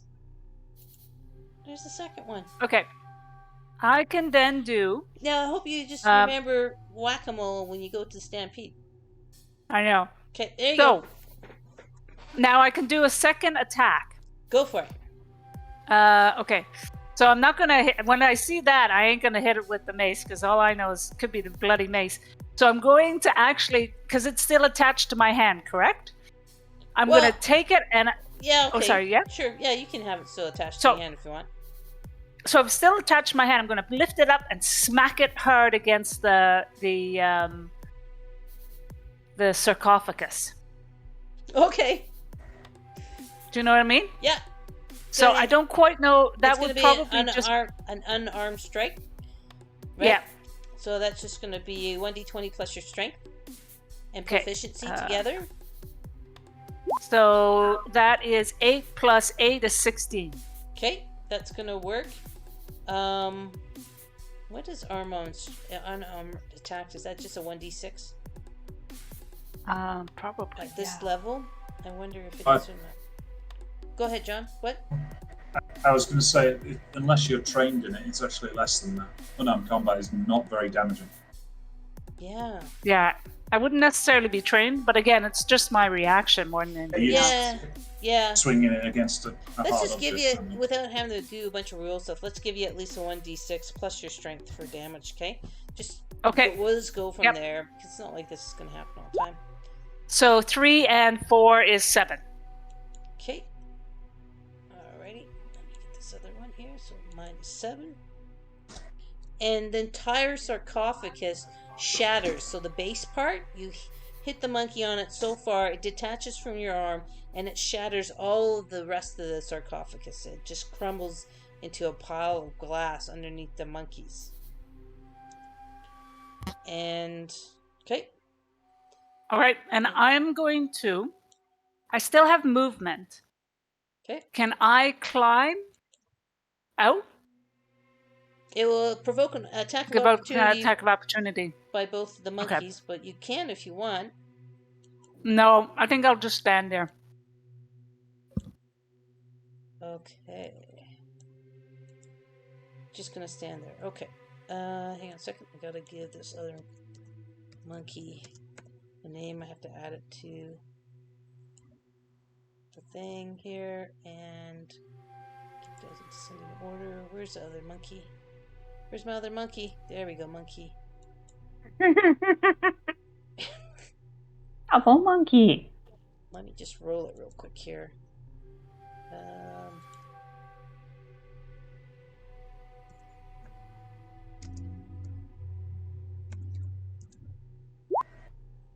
Okay, so it's gonna have initiative 8. Enter. Let me just set up the turn order again. And we go to the next person would be Sai, who is dead. Goodbye, Sai. Then we go into Monette. Great. I would like to. To the monkey that when he gets smashed. If I move diagonally, does that count? Can I move diagonally, or do I have to like go in straight lines? No, because if you move diagonally, you're gonna fall into the pit.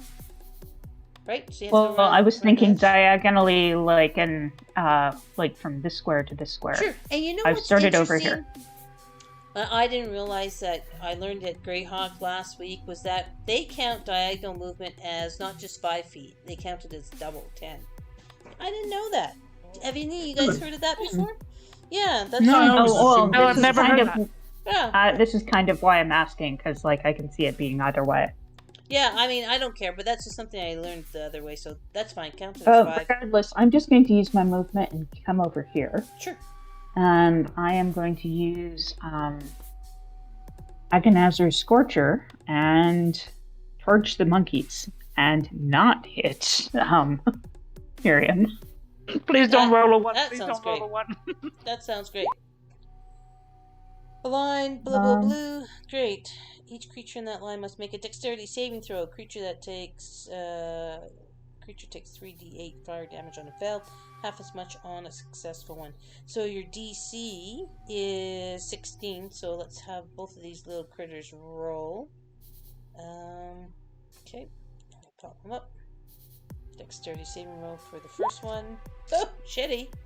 And dexterity saving throw for monkey number 2. Shitty. So they take your damage. How much damage is that going to be then? Wow! 17 fire damage each. Let me do minus 17. Nice. And Mummy monkey flambe. that's right. And as the monkeys kind of start to smoke and whatever, they kind of seem to ripple in the air a bit, and they seem to double again.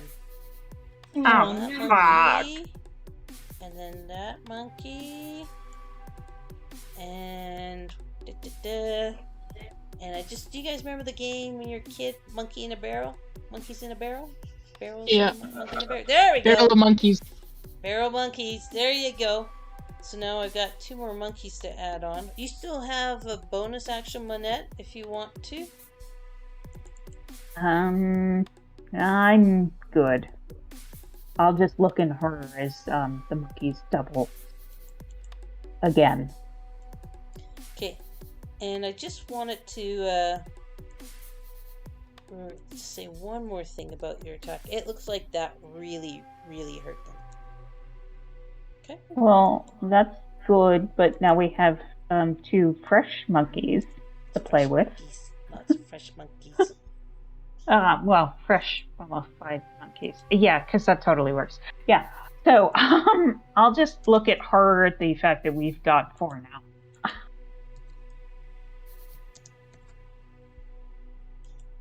Okay, and let's move to, I guess, the first monkey. And I just quickly need to roll a couple things here. 1 and 2. Okay, get those other monkeys in there. Sorry, monkey number 4 is 10. Monkey number 2 is 6 in the order.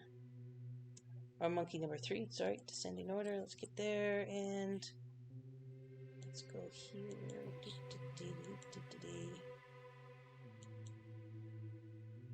Huh, I thought the monkey was next, but I guess the monkey isn't next because it looks like Nari's next. Nari's after Monette, weird. right? Yeah, I thought the monkey was next and then me.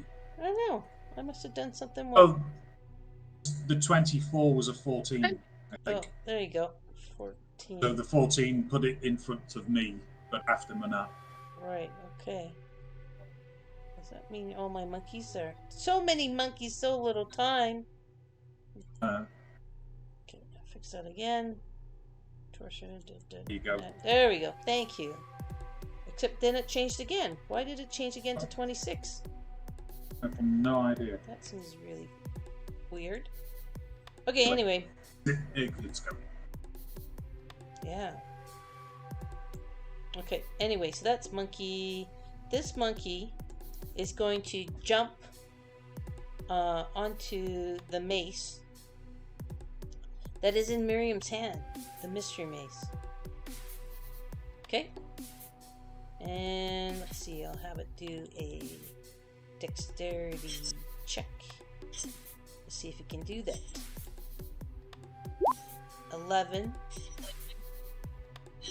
It doesn't make it, so it, instead of like, it jumps out to grab onto the mace like a monkey bar, instead it drops at Miriam's feet, and it's going to then attack Miriam.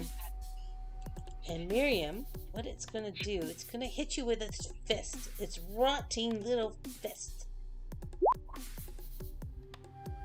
Ew. Ew, and I think it misses, right? That's right.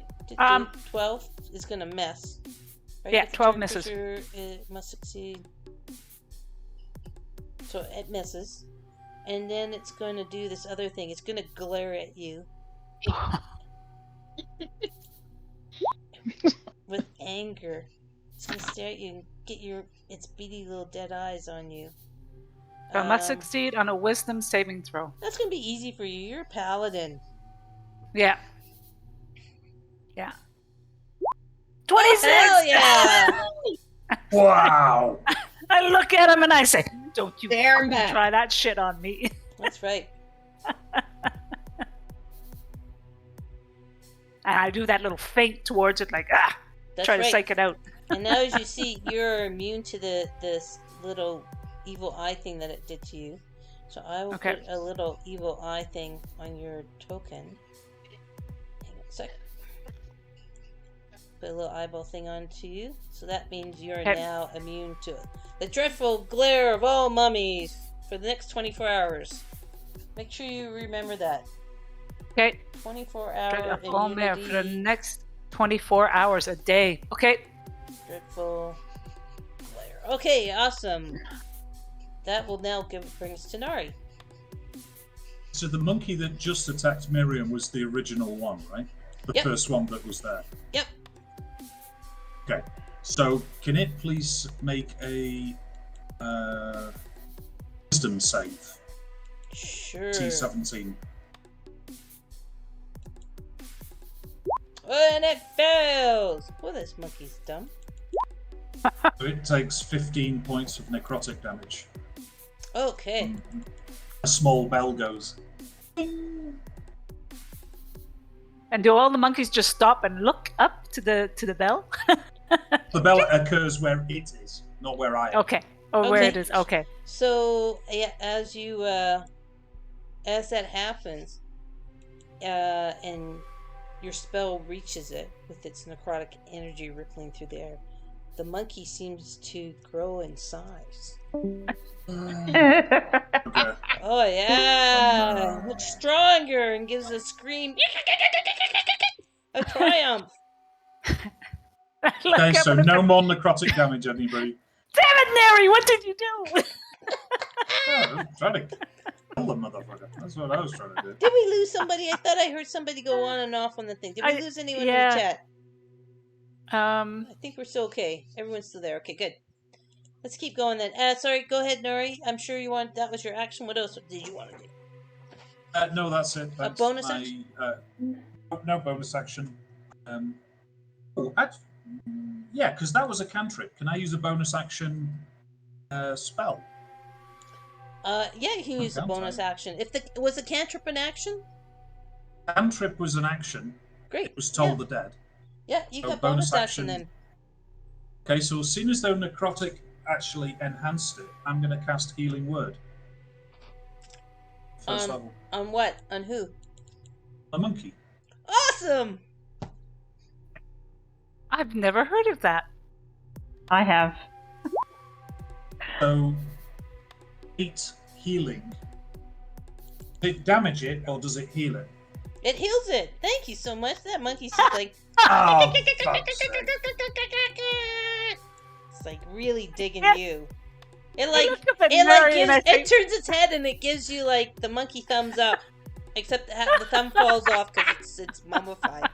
Right on, it's plus 9. and I look at Neri and I kind of shrug my shoulders and I'm like, what the fuck? Well, I was thinking, necrotic damage and healing is pretty much opposite. And when I cast necrotic, I shrug. Hey. Very. Holy crap, you watched me torch them and it worked really well. You could have set them on fire too. Well, fire's next. Don't worry. Yeah, but they multiply after fire.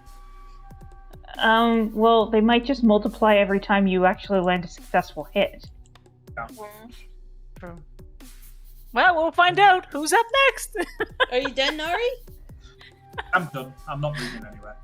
I just want to put some auras on this so you guys can kind of tell the monkeys and see them apart a little bit because it is hard to see with this dark background. So hey, that gives Beams up. All right, Beam. Beam has a very confused look throughout the whole thing, the whole smashing of sarcophagus, and and she thought that they're in a music concert, and suddenly, why all this fighting? It's like, what's going on? I thought we're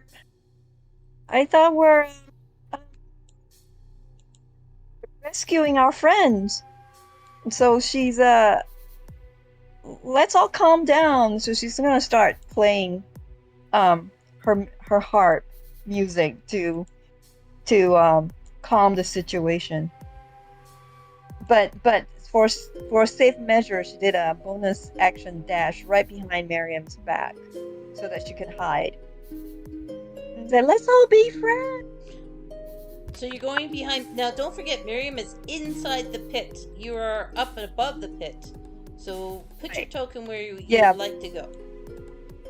But Beam has somehow found safe haven or idea of safe haven behind Marion's back. Okay, so So you've flown over she the edge, goes there. gone down, and you're behind Miriam's back, and you're hovering there Yes. with your wingies. Yes, and playing hard.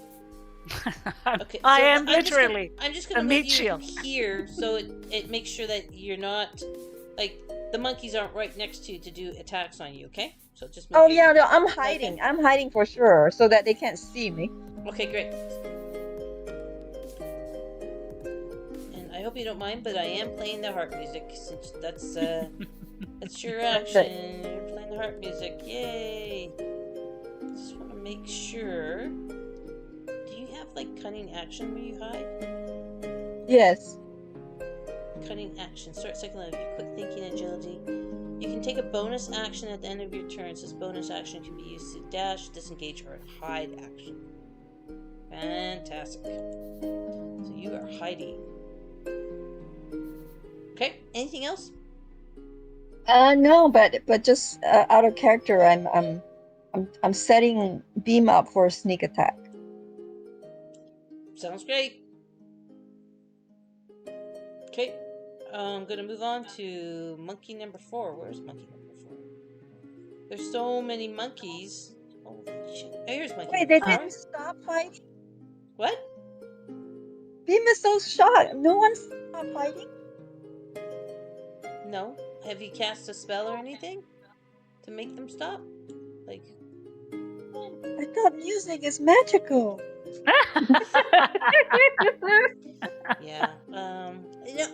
You know what? These are mummies, right? So who knows?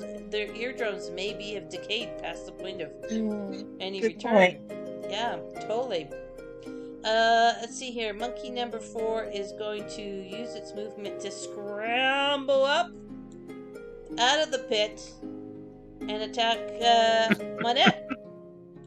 Hey. Yay, Monette! So it's gonna attack you first with a spready little fist. Boy, it really sucks. It doesn't hit very well at all. So that misses. Yay! And then it's gonna try to do its dreadful glare on you.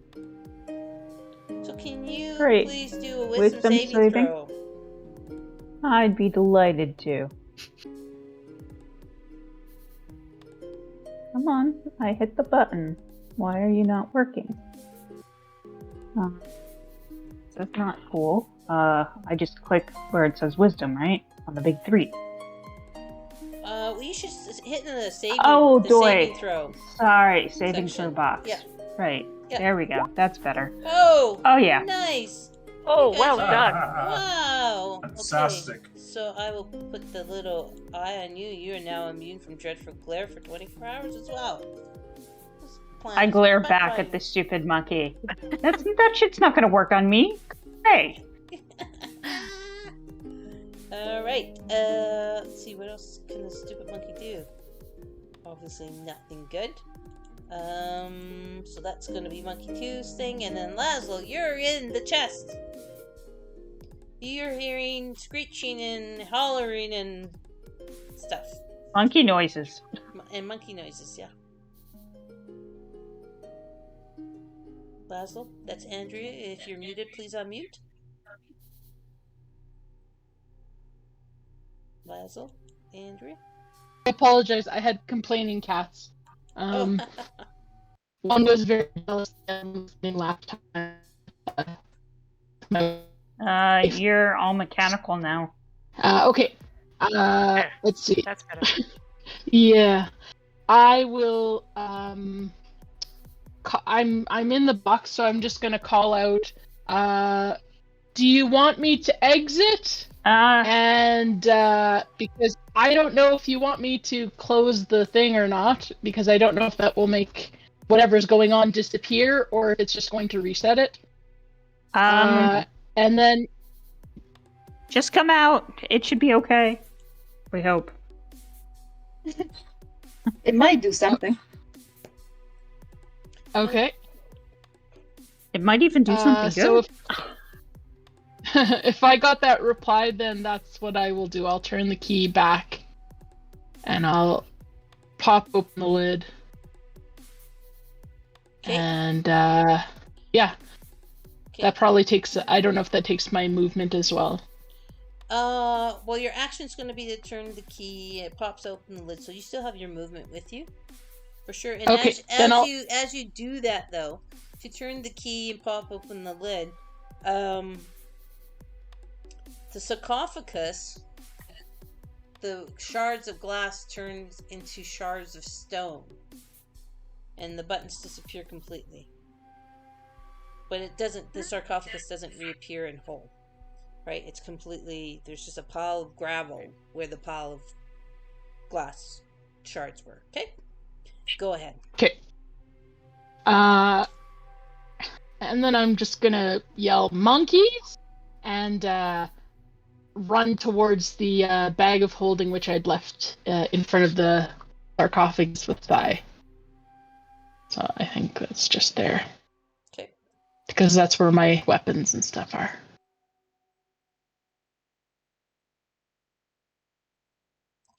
And I think that's all I can do.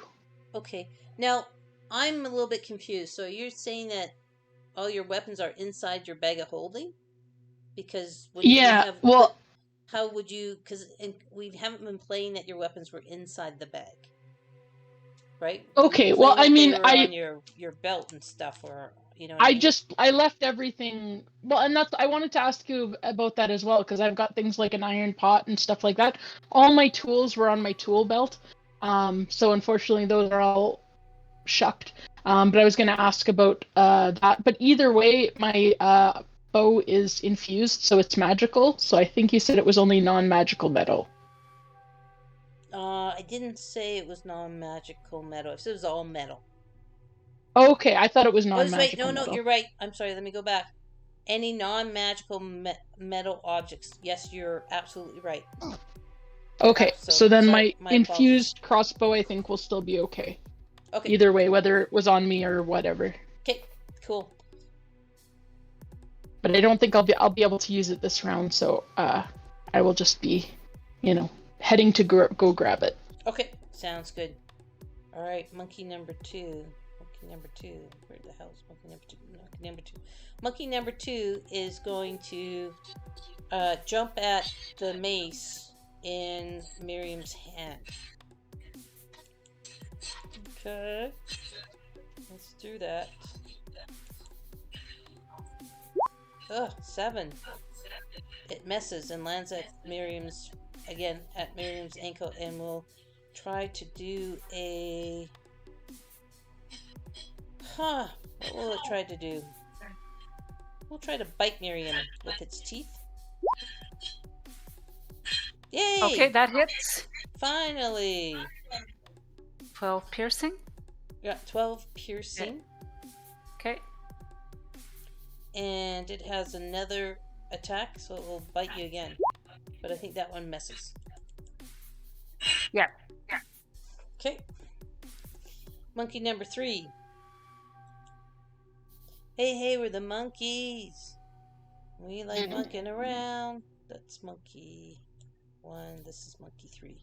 Monkey 3 is going to do another thing. It's going to climb over and jump off the shoulders of monkey number 1 and try to grab the mace. 10. It messes.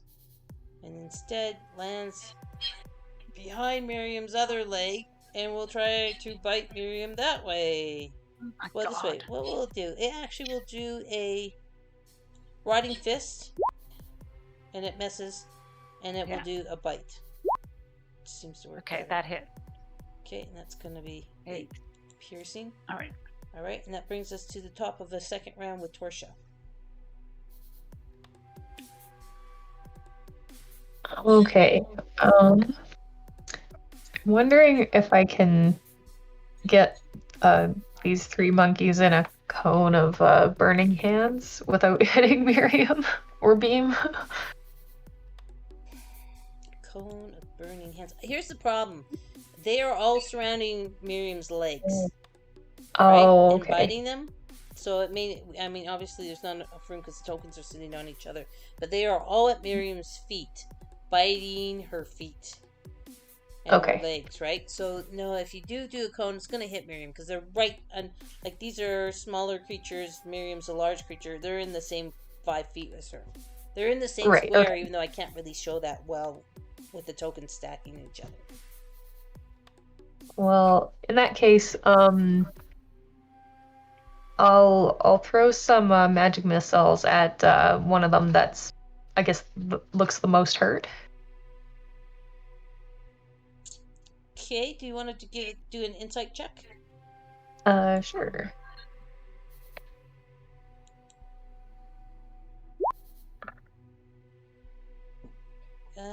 With a 12, considering they're all mummies, they're gonna be looking pretty. Yeah. I mean, this one right here probably is the worst looking, but it's hard to tell because they're all mummies and they all have decaying bodies. That's true. Okay. Well, I guess I'll take my best guess at the one that you mentioned. Maybe is looking a little rougher. So that's monkey 1. Sure, let's go for monkey 1 with some magic missiles. Mm.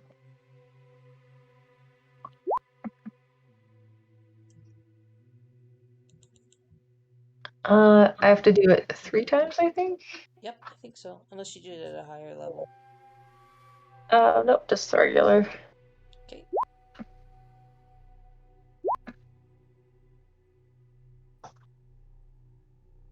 So 6 altogether, 6. I guess. Okay, awesome.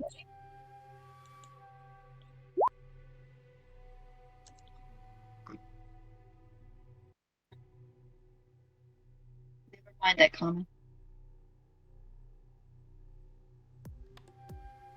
Okay, anything else? That's it Trisha? for No, that's it. Bonus actions? Bonus spells? Not this time. Okay, Miriam. You're dancing with a bunch of monkeys. Jesus. God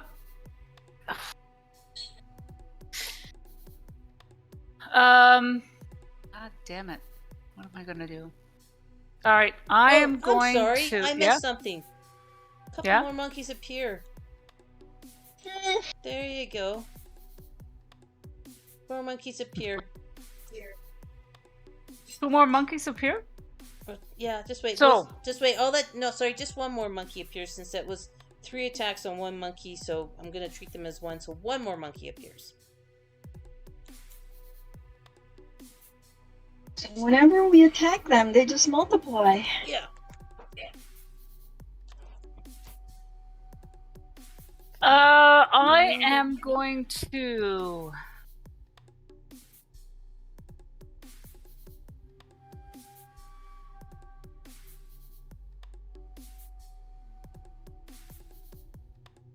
And how many? So I've got 1, 2, 3, 4 down here Yep. with me, and there's one up above. Correct? Yep, you got it. All right. I have a. I'm going to try. Shit. Every time I hit them. All right. I'm going to do a. All right. I'm going to do a firebolt. Right on. I'm going to try to hit the firebolt. I'm going to hit the first person, the first one, the blue monkey, the one that's down by my feet. That's looking a bit rough. Just remember, you got all of them. There's 3 monkeys down by your feet. Just so you know, they're all biting your ankles and your thing. The only monkey that isn't down by your feet is this new green one that's appeared up top here. Okay. Because I don't think I can do. Let me just see if I have a ranged effect one. So remember, these 3 monkeys in your feet are in your 5 foot square, right? They're around Right. your feet. They're So if- sharing the same space as you. So I can so one should hit all 3? We'll pop it up in the chat. And Beam, I'm sorry, what did you want us to see with that thing that you popped up in the chat? Oh, ignore that. I clicked on the link that says show spell description for what I just cast. Oh, It okay. just showed me gibberish. So you hurl a mote of fire at a creature or object within range. Make a ranged spell attack against the target. On a hit, the target takes 1d. No, you just pick one, and then we'll have them. Okay. So you're doing it at the one that seems hurt, number 1, Yeah. the blue one. Yeah. Let's try that one. Okay, so go ahead and roll yours. Because I'm hoping that if I kill one, maybe they'll 11. 11 will hit. Okay. They take 11 fire damage. Okay.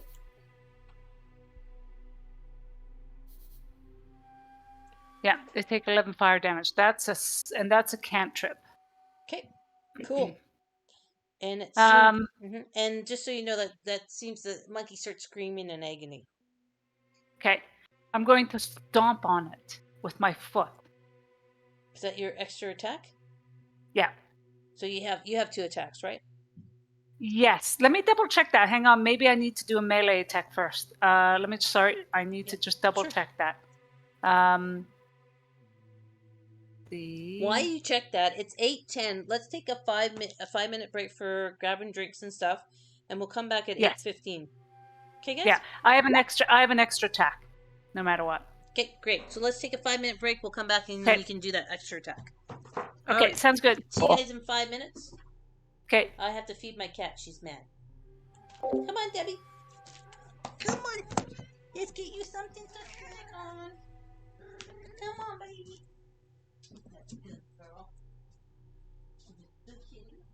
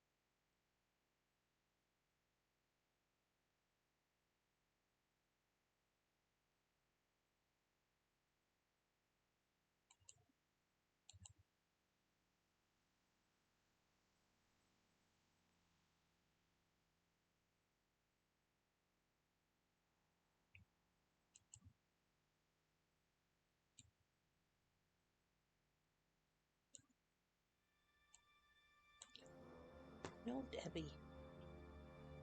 No, Mommy's playing, buddy. Go sleep in your bed.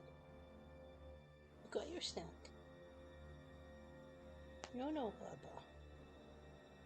No, Baba. No. Sorry. I love you. Little kitty.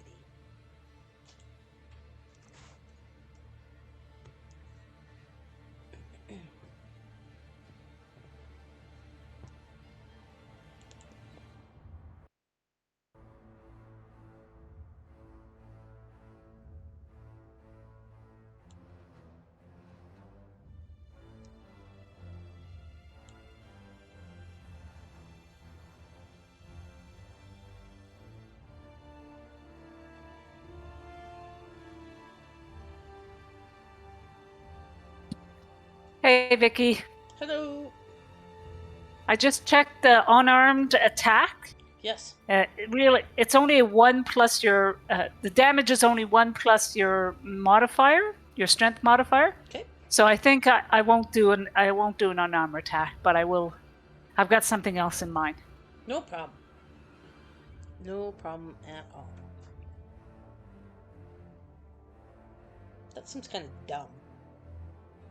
I know, especially for Goliath. You think. Yeah.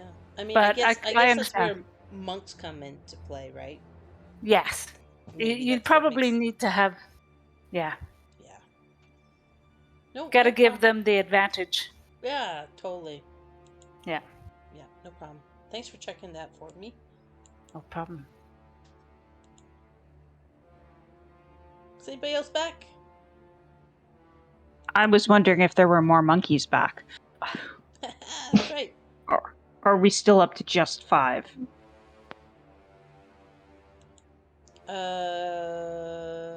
Yeah, I think you're just up to 5 monkeys. And Miriam's getting her extra attack now. So go ahead, Miriam, what did you want to do? And hopefully everyone's back.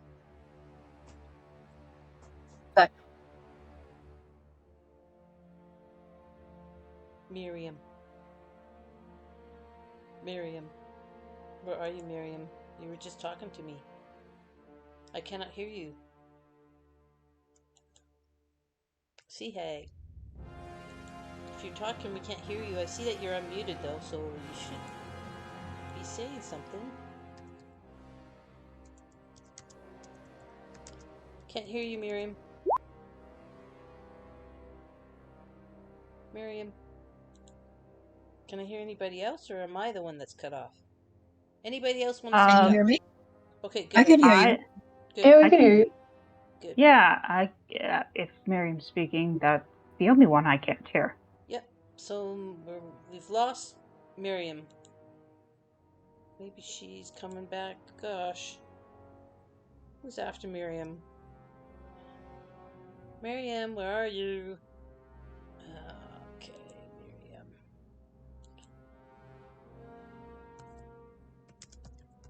Sorry about that. I was disconnected for a few minutes. Okay, yeah, cool, because we couldn't hear you. Yeah, I was for some reason my Wi-Fi disconnected. Anyway, Anyway, it's your turn. Your extra attack. What did you have in mind? I was gonna take out my javelin and try to stab it with it. Try to poke down? Poke down. Okay, go ahead. So Which one? Don't stab your foot. Yeah, well, that- there's please always roll that a possibility. one. Somebody roll a 1 tonight. Come on. My monkeys are rolling like shit. 13 hits. Did that work? Yeah. 13 hits? Which one were you going after? So the same one, the one that I hit with the fireball. Okay, go ahead. Roll your damage. 7 piercing. Okay. You impale it, but it's still Still spitting screaming its like head off. old black blood at you, like old crappy black old blood. Yeah, but did it multiply again? Yes, it does. Oh fuck! Beekity goo boop boop. And let me just check something. I think Vicky's enjoying this way too damn much. I'm not, because my goddamn monkeys are not hitting anything. which really pisses me off. Damn, I don't know Eventually, what to do with these there guys. won't be any space for anybody in the room. It'll just be full of monkeys. I And know. we'll just die under the weight of them all. I know. I felt I should have brought in a picture of what barrel monkeys looks like, because it's a fun childhood toy if you grew up in the 70s or 80s. Yes, I've seen them. All right. right. So they're all within 5 feet of me, correct? Hang on a sec. Let me look at that. Let me just check that out, because I'm not sure if that actually is the case. Because all I'm just saying is, I might just risk getting out of here. These two up on top, that have just recently been created. Let me just get that one. So these two, 1 and 2, are not within 5 feet of you. Everyone else, all the others, are right in your space, are right in your 5 foot. They're right around your feet. So you got 3 monkeys, I believe, 1, 2, and 3 at your feet. The 4th one is up by Monette. The 5th and 6th one are at the top on the gravel pile that used to be the head of the sarcophagus, outside of your 5 foot space. So if you wanna go, you'll trigger 3 attacks of opportunity by the monkeys there by your feet. All right, I'm gonna do that just because it's starting to get crowded and I could get very easily overwhelmed. Okay, well these monkeys haven't been hitting anyway, so let me roll the first monkey's multiple attack. So let's see the rotten fist. 16. Fuck. Does it hit? Yeah. No, that doesn't hit. That's right. Mine AC is 17. Okay. Push. And then we'll do a bite. That misses. Nope. Okay. Missed. First monkey misses. Second monkey. Yay! That hit you, right? Yep. Yeah. Okay. So if a target target is creature, it must do a DC 12 Constitution saving throw, please. Constitution saving throw. You only get 1 attack. 13. Attack of opportunity. I got 3 monkeys there. So those are the 3. Two rotting fists and a bite. Okay. No, they get multiple attacks. They get their whole opportunity. Yeah. They get an attack action, but well, no, you're right about that. Okay, that's fine. You're right. Good call. This will be the last attack. So 13. 13. Oh, good, you succeeded. Okay. Saving or be cursed by the mummy. The cursed can't regain points. Blah blah blah. Okay, so you're fine. So you're able to scramble out. But you do take the attack, 5 bludgeoning and 7 necrotic. From that last attack, the other 2 attacks fail. Okay, so 12. And then go ahead and put your token where you want to be. Okay, hang on. So I'm gonna get up, and I'm going to. Oop, sorry, I got Beam. Sorry, Beam. You're gonna come up with me, I guess, Beam. But it's not her turn. Oh yeah, it's not your turn. Okay, so I'm up here. Okay. No, I'll be up here. Did you take the mace? I would imagine I still have it in my hand. Still in your hand. Yeah, it's good. Yeah. Still So in your hand. yeah. Okay. That's for me. That's it. All right, Manette. I'm going to touch myself and cast Stone Skin. Nice. What's that song? I love myself. I want you to touch me. No, something like that. Yeah. So, do I need to roll to make this work? Oh, let's read it. This spell turns flesh of a willing creature you touch as hard as stone. Until the spell ends, the target has resistance to non-magical bludgeoning, piercing, and slashing damage. No, that's fine. That's on you. You have stone skin. How long does that last? Up to an hour. Yeah, I'm hoping we're done with the monkeys in an hour. I really, really hope so. I really, really hope so. And since I don't have any bonus actions to use, I am just going. My mage hand is still there, and I'm going to give the monkeys down in the pit a middle finger because I can. Okay. Like they know what that means. Good. I'm glad they do. Because it would be very sad if I had to explain it to them. And actually, I forgot to add the new monkeys in, so I have to add monkey in here. Monkey, money, monkey, not money, Vicky. So I got 5. Add and monkey. 6. Add and let me just quickly roll. It's really inconvenient that my laptop screen is so small. And there we go. 16 and 17. Okay.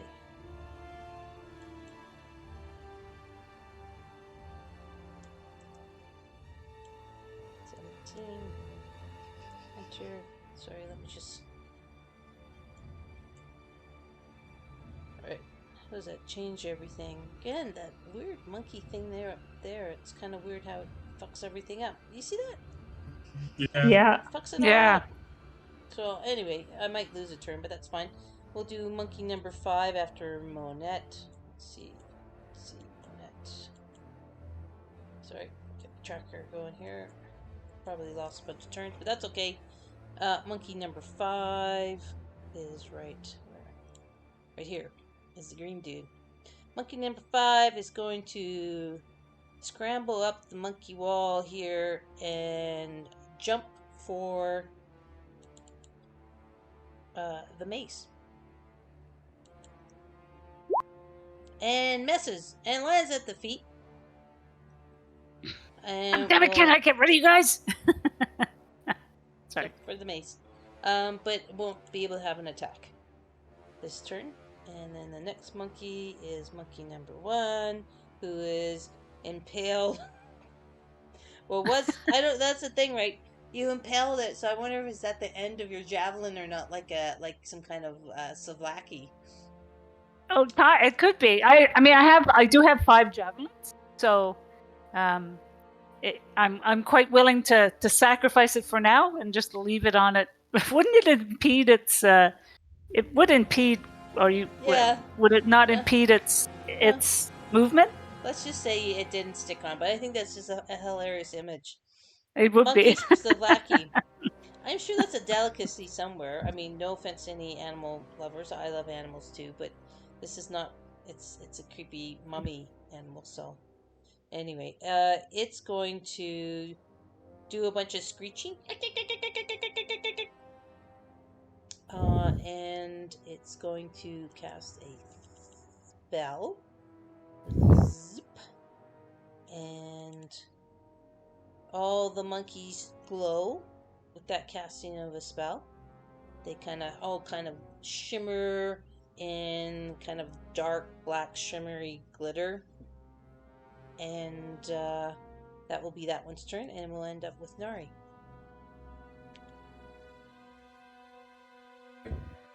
So,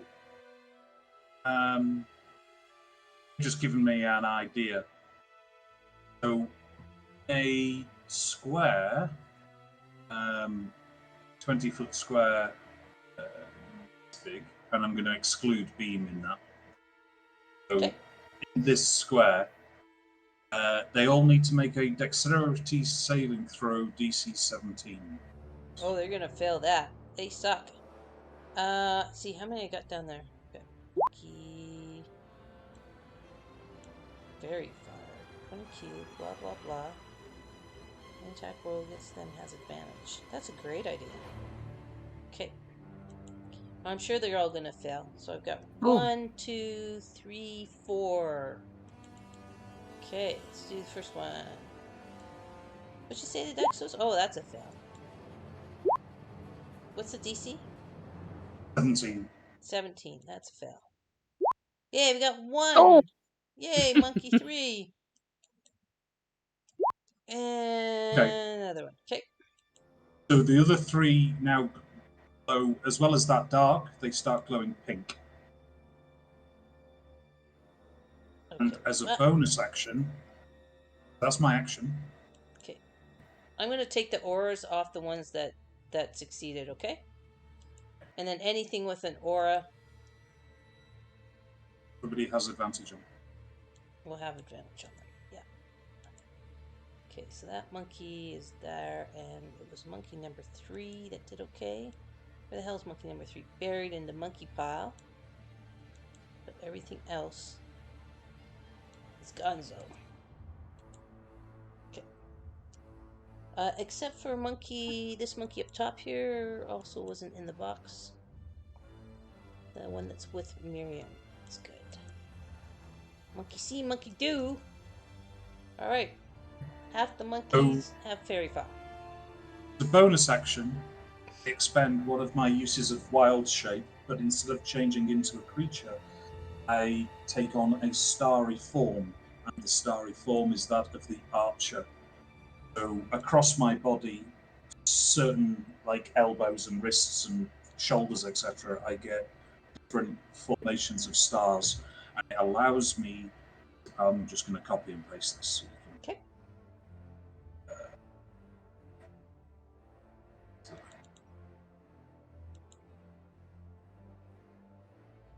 that. A constellation of the archer appears on my actual body. I can make a spell attack during the turn that I cast it. So I'm going to aim at the one that I've been aiming at, the one that I healed. And Okay. I'm going to cast. Does a 27 hit it? Oh, yeah. Awesome. Right. So that does 11 radiant damage. So does radiant damage hurt it? Let's see.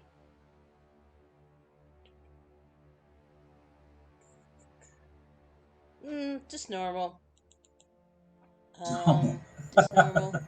Let me just get this thing here. Is it dead yet? Oh, I gotta try and find it. 53. So you do this one. Would have had advantage as well, but never mind. I hit. So. Oh yeah, 27 is great. Okay, so that hits it, and the radiant energy envelops it and starts to fry it.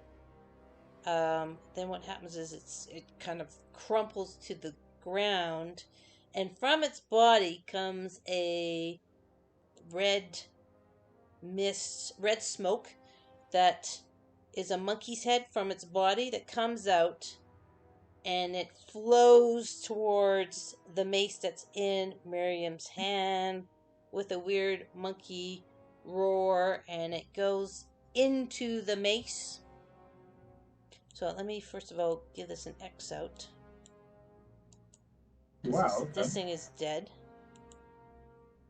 Oh, that's dead. And no new monkey. It's like its spirit goes back into the mace. Goes back into the mace.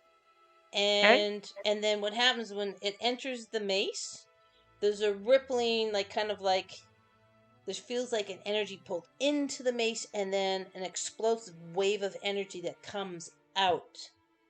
So I need everybody to do a charisma saving throw, please. Charisma saving throw. And the DC is 15. Oh, this is not going to go well. Hey, Miriam, you did good. Oh, Done, Miriam. Everybody else okay, is that's not bad. Okay, Monette good. did great too. Torshell, how come Torshell's got a 0? That's a oh my god. That's a crit fail, Torshell. Wow, you don't see zeros a whole heck of a lot. Holy shazam. Alright, so Alright, you and me, Torshell, we both Everybody fail except Oh man. me and Monet. okay, so everyone who failed, I have to roll a little something here. Hang on a sec. So no, Laszlo, you can. Oh no, so Laszlo is only 11 though. Dang. Even with the double roll. Where's Laszlo? Have advantage on Oh yeah, you still fail though. So it's Monette and Miriam have succeeded. That's great. I have to roll a couple things here, so hang on. Okay, so those of you who failed, you have to take 16 necrotic damage. Wow. Those of you who succeeded take only half. 8. Oh, I have one of those cunning dodge thing. I think it might reduce the damage. Yeah. Can you put it in the chat? Let me find it. Evasion. Because this is an area effect, right? So this is like a wave of energy. So it's not like it's a bolt of energy. It is like a rippling wave that goes from the mace outwards.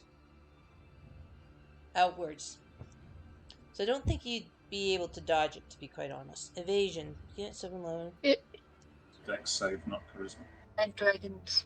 Oh yeah. Yeah, it's a dexterity saving throw, so it's not.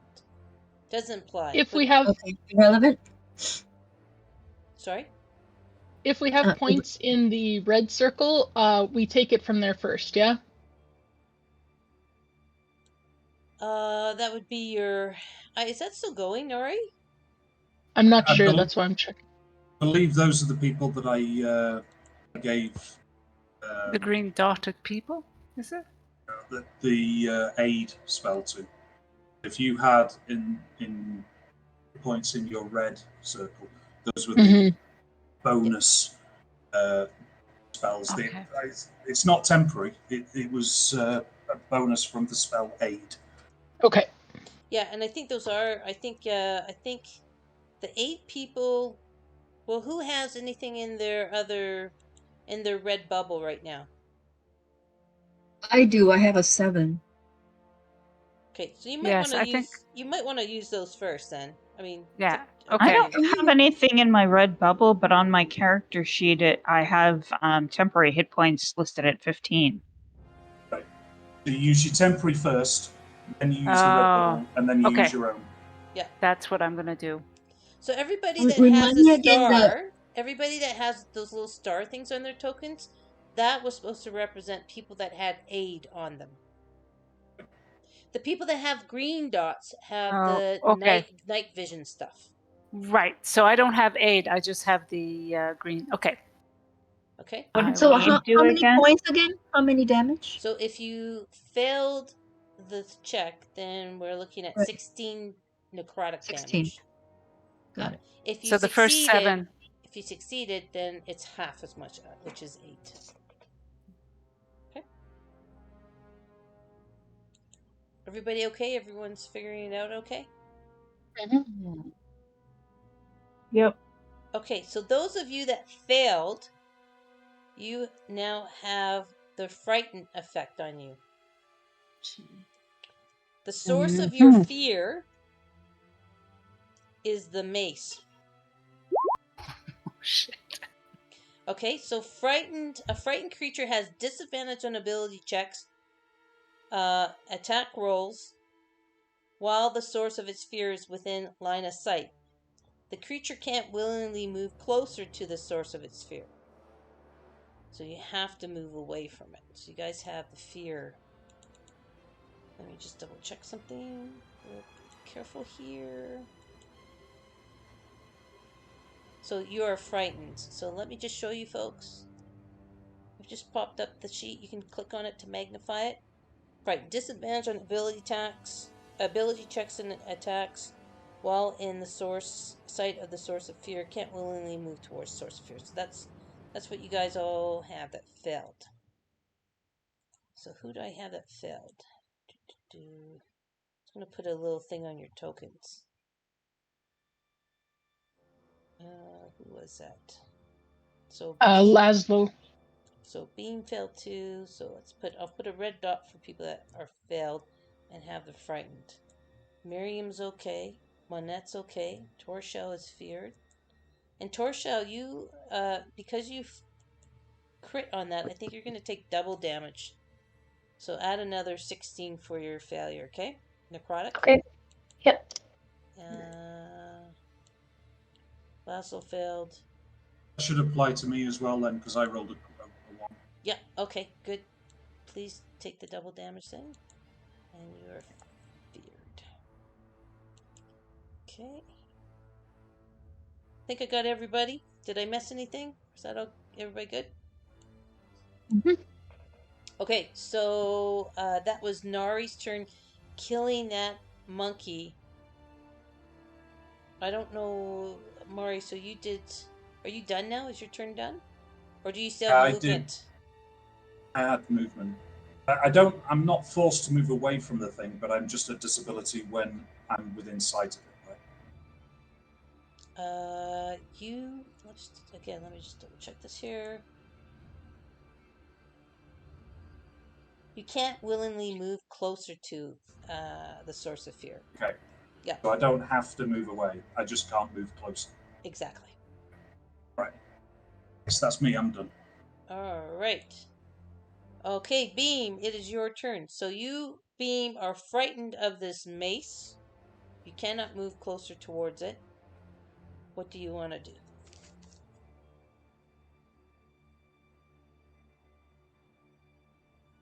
Beam. Beam. That would be Ren. Unmute, please. I think you're muted. I've been talking to no one.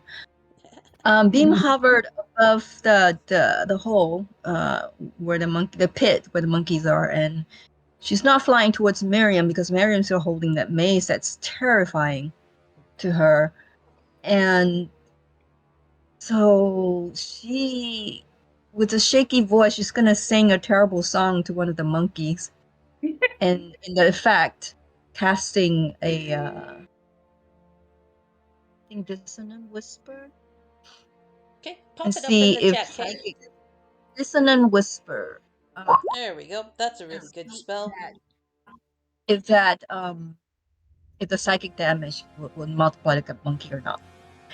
You should all go back to that thing. Okay, which monkey did you want to do it on? So down here we have, now there's fairy fire on the ones with the auras, and then there's one without an aura. So your attack would have advantage on the ones with auras. With the So do you want sure. yellow, Just blue, or dark one. blue? Oh, sorry, Let's yellow. do yellow. Okay, I'm gonna take the one that's dead out, guys, because it's in the way. Okay, so we've got let's do yellow. Okay. Yeah. So your attack has advantage. Your whisper, blah blah blah. Target make. Okay, so I need a wisdom saving throw. These guys are not very wise. And your spell DC is 15, so it fails. So you've already rolled your damage, so that's 20, 22 with the sneak and plus 10, so 32 altogether damage, right? Huh? Okay, You get cool. sneak attack on a spell. I never seen anything like that before. I didn't think you could. Why would D&D Beyond put it in? If Yeah, that's kind of seems very weird. odd. Let's just hover over it. But you know, whatever. Let's just go with it. I don't care. I'll put a note and I will check afterwards. But I'm not going to slow the Did you game. say the damage was 30 something? 32. It says right there that you did 22 psychic blade / sneak, and then 10 psychic, so 32. That's what it's Nice. telling me. Just hit me. Okay. Okay, so this monkey, as it's, your distant whispers is hitting it, its head kind of explodes. And as what happened with the other one, its body crumbles to the ground, but a red smoke version apparition of the monkey rises up from the corpse and goes into the mace. Everybody needs to do another charisma saving throw. Please DC I don't of like 15. charisma. Damn. Yep. Oh, Miriam, you're doing Uh-huh. so good, you paladins. Well, yeah, charisma. I've got an extra 8 on that, so Nice. proficiency of 8. So Does anybody within 10 feet of you get an advantage or a bonus? Oh no. let me just see that. That's a good points. I have Aura of Courage. Starting at 10th level, you and friendly creatures within 10 feet of you can't be frightened while you are conscious. Ah. Here.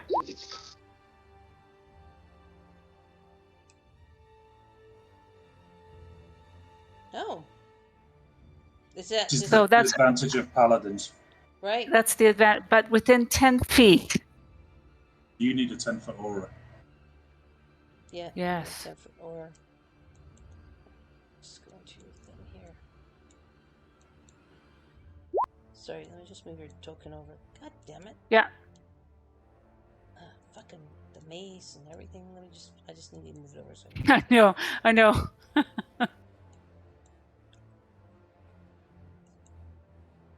Wow, that's too much. This isn't to scale then. Yeah. Is it? Well, yeah, I think that might be right. 10 Well, foot. yeah, 10 Yeah, feet. that is, yeah. If it's right there, it's 10 foot. Does that hit Aslo? That's now.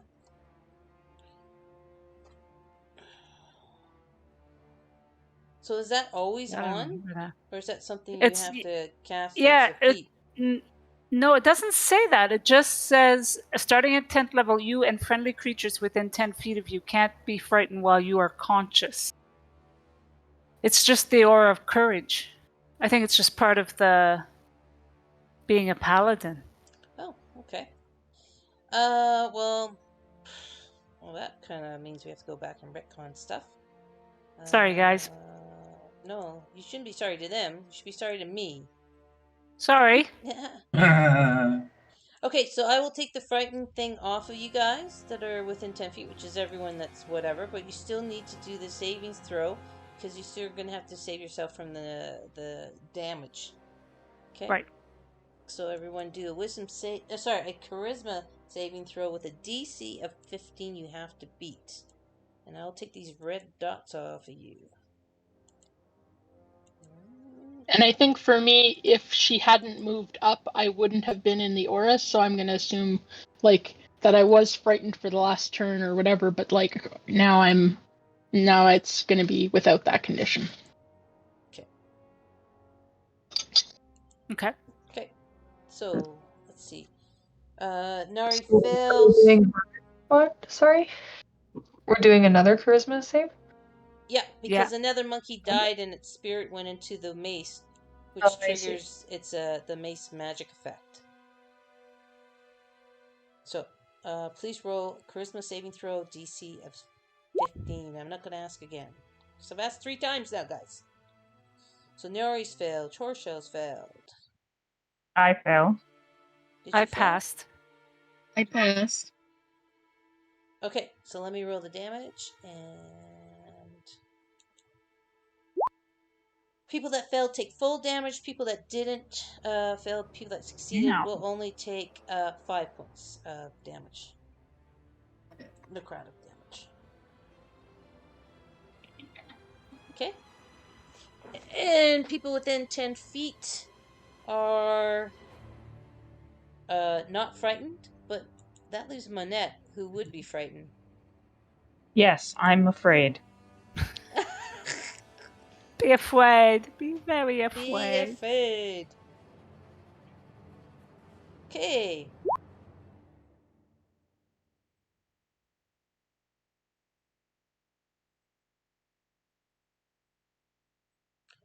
Okay, Nari, I see your note in the thing. You have no active conditions. I Just removed the frightened thing from me. yeah, D&D Beyond, you can add your conditions on or not. So, okay. Is that what you're using? You're using D&D Beyond, not your character sheet Yeah. for roleplay? yeah, it rolls into it because it detects it as a play space. Gotcha. Okay. Alright, so that was Beam, killing the monkey. That was your action beam. You have bonus actions and movements. And if you don't want to do either of those, then that will end your turn and we'll go to Lazzle. Yeah, I think I'm okay because I just need to be within 5 feet. I'm within 5 feet away from my friend, so that's okay. I like to huddle together. Alright, that was good. That was fun. Alright, Laszlo. So Laszlo has their crossbow. Okay. And the crossbow is a magical item, and it has the repeating shots. So they, having grabbed the crossbow, they go up into the air, a little bit suspended off the floor because frick these mummified monkeys. And they fire at the monkey by Monat. Okay. Go ahead. And Roll your attack. yes, a crossbow.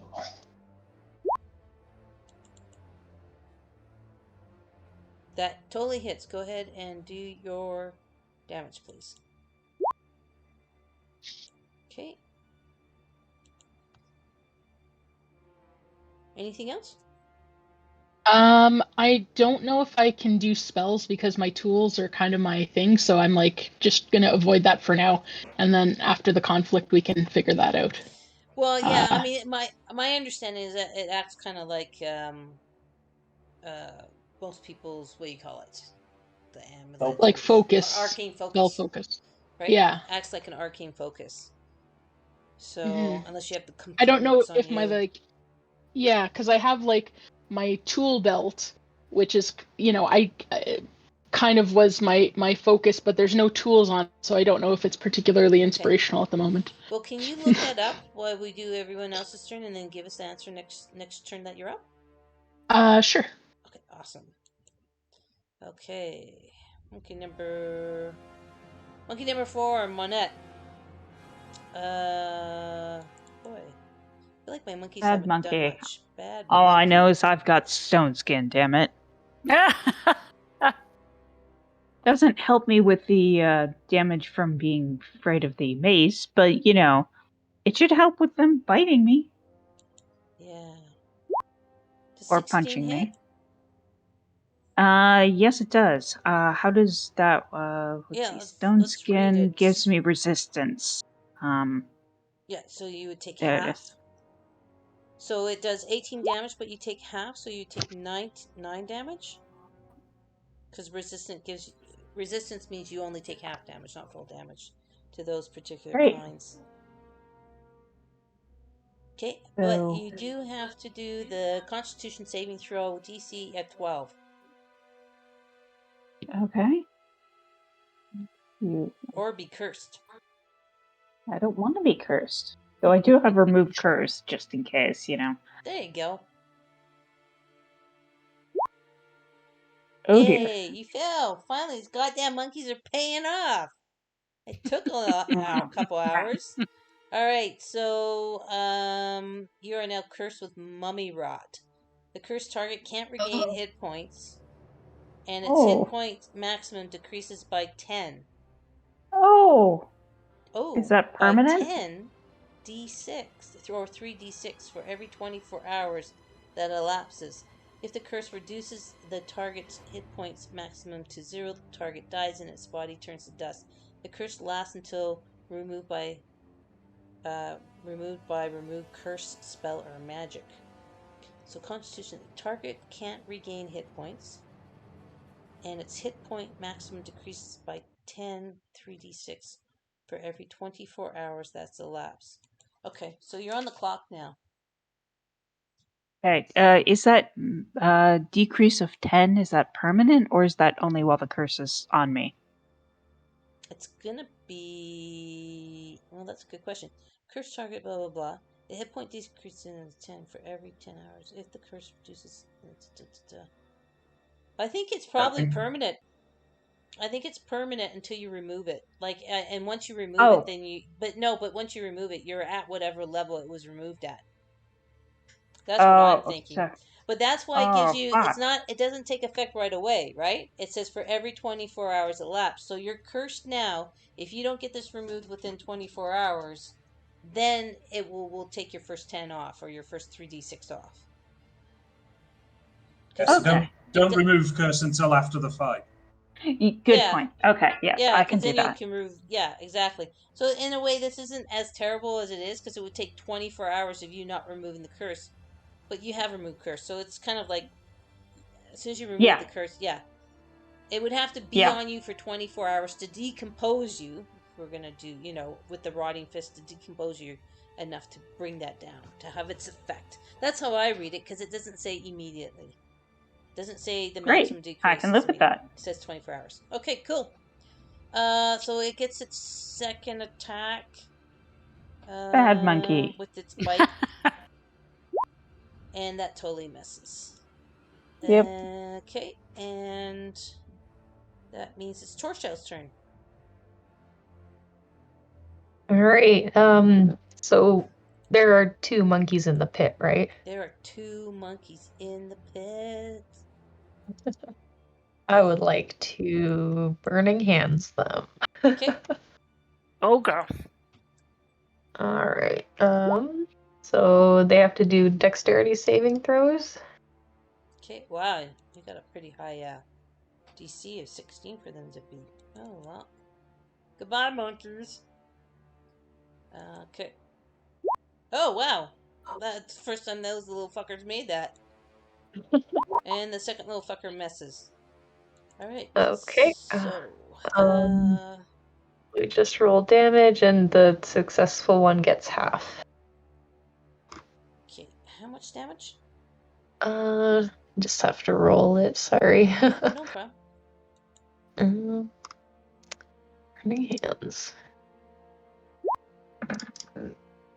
Oh wow, a whole 5. Okay. That's Thunderwave. Spell. Oh, was that Thunderwave?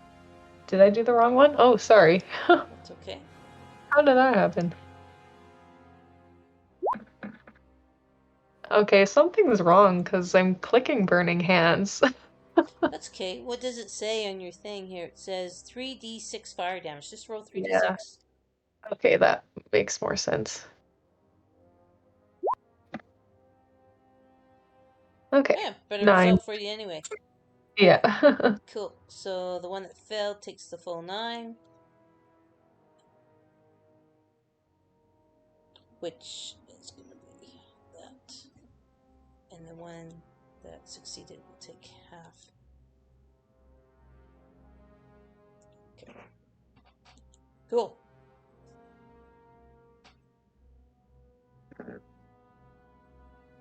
Anything else? Nope, that's it for me. Okay. Nice. And move down to Miriam. Okay, I am going to attack that monkey that's down by my feet. I'm going to hit it with my warhammer. Okay. Where the hell is my warhammer? Sorry. Warhammer. 23?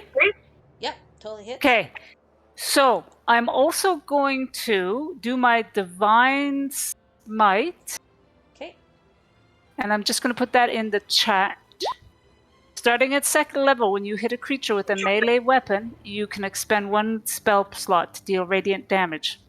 So, I will, and so I'm going to expel a 1st level point, which means it's 2d8 on top of my thing. So let me just first get rid of Do your one of warhammer those. first.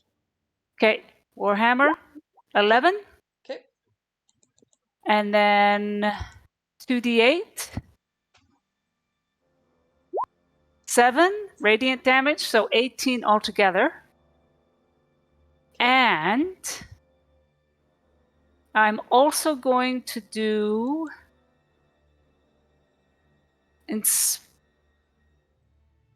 Inspiring Smite, which says, just put that in.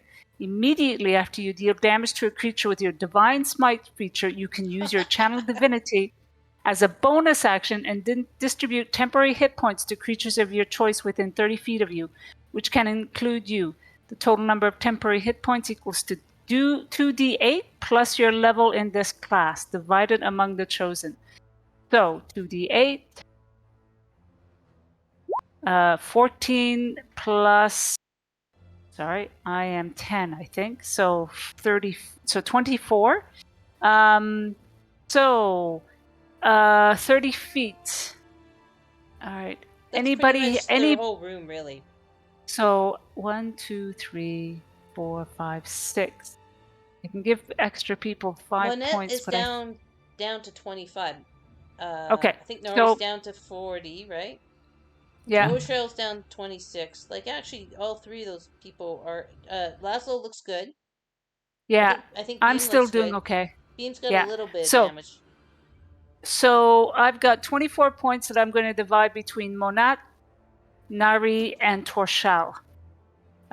So 3 to 24 is No, that Debbie. 8? No. Mommy's coming, 8, honey. yeah. Mhm. Is it? Yeah, sorry, I I think can't. so. So you guys get an 7 extra 8 yeah. temporary hit points.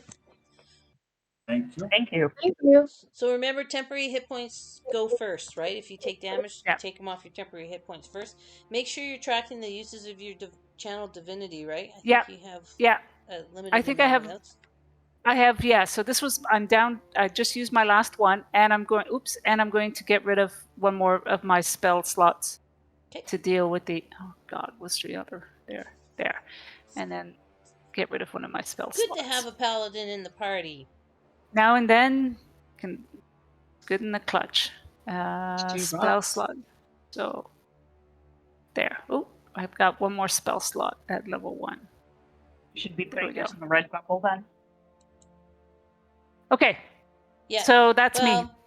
No, you can put. I mean, you can put it in your red bubble or your temporary hit points. We were using the red bubble for the extra bonus hit points that came from aid from Nari's spell aid.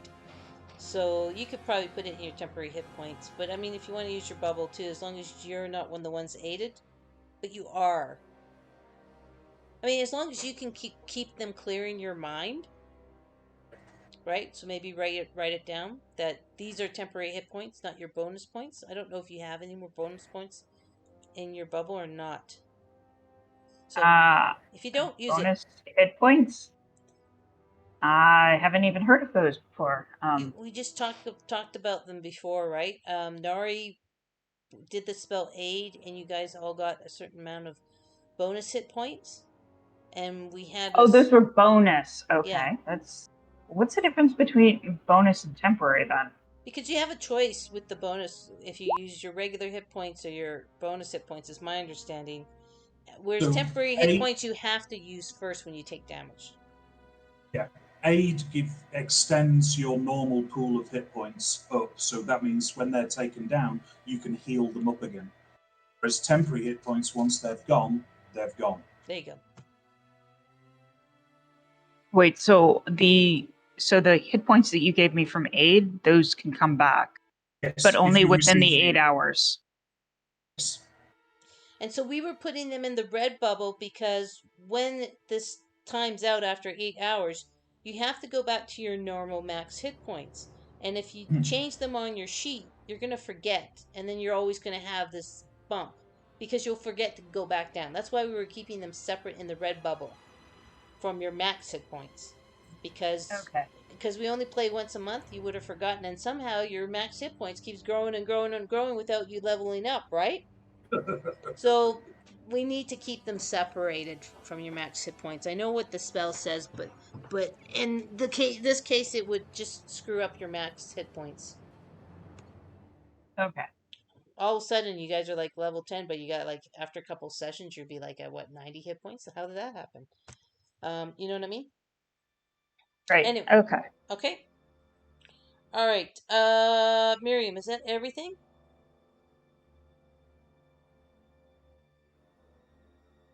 And I'm gonna assume it is, and we're gonna go on to monkey 3. Where the hell's my monkey 3? Monkey 3. There's monkey 3. Monkey 3 is going to. Isn't that the one that died? Is that died? No. Monkey 1 and Okay. monkey 2 are dead. Okay. This is monkey 3. Right here. And monkey 3 is gonna climb up. And monkey 3 is gonna attack Torshell. Just for fun. Because, you know. You're there and it's like, oh, fish. I haven't had fish in centuries. And I don't think Torshell's had to deal with the dreadful gaze yet. So we'll try the dreadful gaze and see if it actually works. Please give me a DC Wisdom saving throw of 11, Torshell. All right. Oh, thank Holy goodness. shit! Wow. Oh, nice. Natural 20. So let's put a little eyeball on your token so that you are immune to that for the next, whatever, 24 hours. And that Woohoo. little monkey can't do that to you anymore. And so it will try to give you a rotten fist. Oh, finally. So Dang. there you go. Yeah, that'll hit. So you get, yeah, you get all that Ow. damage. So what is that? 7 and 9 is 16. So that's what, 32 damage Oh, altogether. Damn. Now please I think I'm do down. a Constitution saving throw DC 12, please, to see if you're cursed. Oh, I don't want to be cursed. I think I'm gonna be cursed. Oh. Yeah, you're cursed, but you know what? I'm sure Lynette will be able to remove curse I'd be happy to help. after the battle. So you're now cursed. So that means, and that doesn't really do anything until you're past 24 hours. Okay, curse. All right. It was 32 damage, right? Yeah, 32 damage. Yeah, So 11 bludgeoning and 21 necrotic. got it. Okay. I'm still up. Still up, still good. All right. So you take. Miriam gave you those 8 temporary, right? So you Yeah, take those I used first. the temporary. That's what saved me. So thank you. Hey, and the monkey's gonna jump on up. 6 is gonna climb up and attack Torshell as well. And do a bite attack.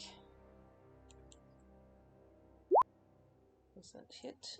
That should hit. 9 piercing.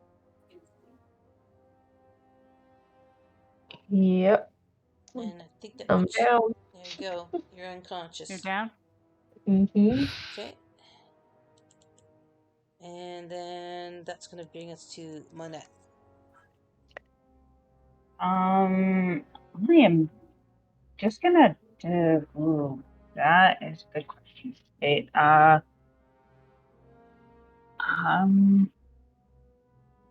well, I had plans, but then the monkeys moved. Make them stop that. Can you put them all back in the pit so I could just Hey. shoot at them? They lost a whole round of turns because I screwed up the turn order. So you guys have gotten a lot of breaks. Come on. At least they're not Right. Monkey multiplying. see, monkey does. Yeah, I'm going to wait. Okay, which bolt is an or no? Burning hand? Burning hands. Oh no, that's a cone. Never mind. I hate cones. Or at least not when my allies are in the way. Yeah, but you got one on you, right? Yes, yes. Great. I'll be using frostbite on mine. Okay. We get 4 and frostbite. Constitution saving throw. Okay, Constitution saving throw. It makes it. So does it take half? I would think, right? Is that target must make Constitution saving throw on the failed save. Target takes 1d6 cold damage and has disadvantage in the next round before the end. Well, no, actually, it doesn't say. So it makes it. It doesn't hit then. Okay. Darn. Any bonus action or movement you want to do? Remember, any movement would Yeah. trigger attack of I'm going opportunity. to move my mage hand up and, flip this one off too. Okay, cool. We appreciate profanity and vulgarity in every form. All right, and monkey 5. Oh, monkey 5's still alive. That's the one at Miriam's feet.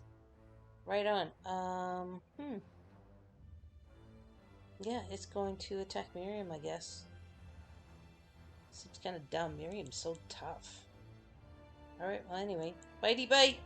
Well, that fails. Fails. That hits. Yep. 24 points of damage. Piercing.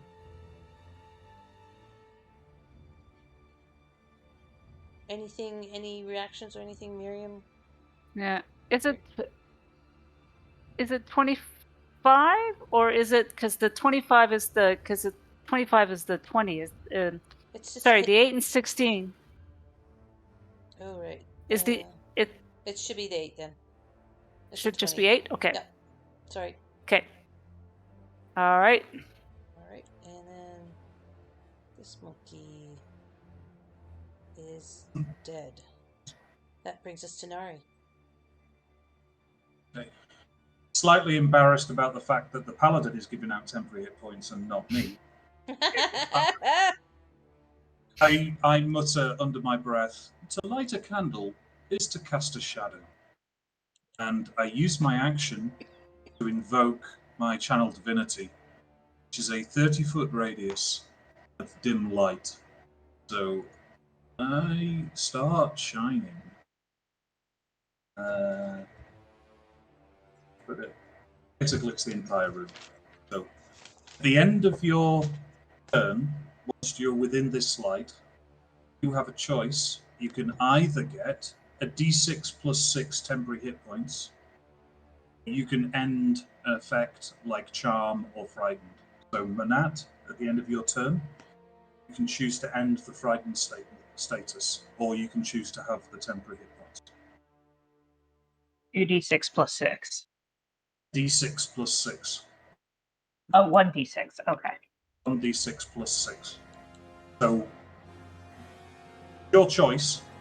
It might, I think it's.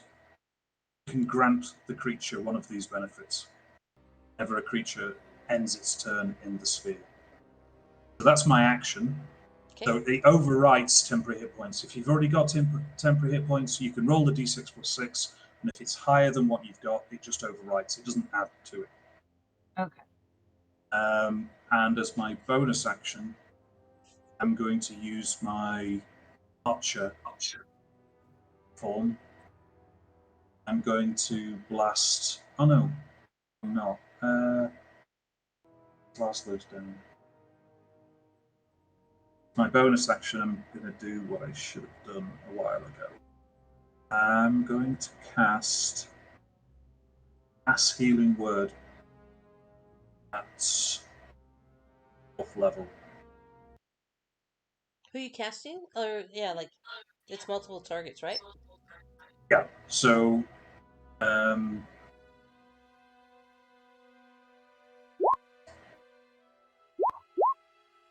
Ooh, everybody in mass the healing party, word. Holy fuck! everybody in the party gets 9 healing. Nice. 9 healing. Ooh, I'll take that. So it that brings you sounds back last wonderful. level before you have to make a death saving throw. No, that's Oh, thank Torshell. Torshell's the one. So That's Torshell gets well. Yeah, so Torshell's going to be conscious but lying prone. And Thank you. Everybody gets 9. everybody gets a card. Everybody gets. I'm gonna call Nori Oprah. Nobody's You left get a behind. TV and you get a jacuzzi and you get 9 hit points. Nice. And at the end of my turn, I'm going to roll my. I'm going Twilight to take the thing. temporary hit points to 2. Okay. So it doesn't affect me because I've already got 8. So my own sphere doesn't overlap. It's just I've already got 8 temporary. Sounds good. Anything else? No, that's everything. I'm not moving. Okay. Beam. Do we still have the advantage on the fairy fire still? Only on is the it one. gone? Yeah, only on this one, which is next to Torshell, Yeah, because this that was one. the only one left with an aura. Yep. Okay, so that means we have an advantage. So Beam is gonna aim a short bow Sure. at the monkey. Great. And fire a shot. 23 does it because you attack with advantage. Go ahead, roll your damage. Mm-hmm. Okay. So just hit the Where's short damage? bow. In the chat, The word mouse, short bow. hit the word short bow. Yeah. Oh, hit the workshop bow, not the damage part. Yeah. Did it work?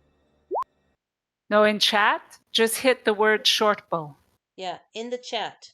On the right-hand side I of your screen. There you There you go. go. Because then you'll see your sneak and everything up there, right? Right. Which is really weird that it So calls it psychic. That seems so weird. But anyway, so 25 points of damage coming that little critter's way. Okay. Nice shot. That sneak damage. You just do so much damage. It's really good. So that's Because the one. sneak can't work when you have advantage. That's what I read. Sneak So attack that's totally works when you have advantage. It's also when they're within 5 feet of an ally of you. So right. Okay. Anything else you want to do? Uh, Pretty good shot. no, no, that's good. I'm just happy that monkeys are dwindling down. No Okay. new ones. All right, Laszlo. Question, Laszlo. If you got your crossbow out and it's magical, so it wasn't affected, what about your bolts? And what about the tips on your bolts? As where are they metal? And would they have been rusted? And if you're muted, please turn on your mic because I can't hear you. Yeah, she could be just shooting sticks at the monkey. Yeah. I believe it would be okay because it's coming from an infused item. But the arrow, and I have but the bolts itself wouldn't be fused. well, funny you should say that. Would it? Because I do have one of the things I have is the effect I put on the crossbow was that it has repeating fire. Okay. Like it, so I think that like it's basically unlimited ammo. So after I fire a bolt, like another bolt's loaded. Okay, good. it's generated by the crossbow. Yep. Yeah. Yes, Okay, exactly. good. So You just answered my question. So go ahead. The metal head is on yeah, it because it's affected by that spell. Okay. yes. And I was looking up about a spell focus for me, and how that would be affected. So spell casting, tools required. You produce your artificer spell effects through your tools. You must have a spell casting focus, specifically thieves' tools or some kind of artisan's tools, in hand when you cast any spell with this spell casting feature, meaning the spell has a material component. You must be proficient with this tool to use it in this way, and then it has a whole thing. And then after you gain the infuse item feature at 2nd level, you can also use any item bearing one of your infusions as a focus. So in the meantime, I can at least use my infused crossbow or my boots that's as a handy. spell focus. Oh, that's Yeah. gonna save your ass right there. Yes, indeed. Cool. Yeah, thank goodness for small print sometimes. Yep, absolutely. Thank goodness for So your crossbow. I will. Yes, it's very true. Very, very true. So I will fire at the. This one has I guess. the fairy fire on, so you'd have advantage, just so you know. Okay. Okay. I mean that's probably the most effective. I'm worried about the one that's by Manat, but maybe let's do the fairy fire one. Let's try to reduce the head count. Okay. My sheet's up here. Back to core. Boop, boop, boop. Nice. Go ahead and roll your damage. Okay.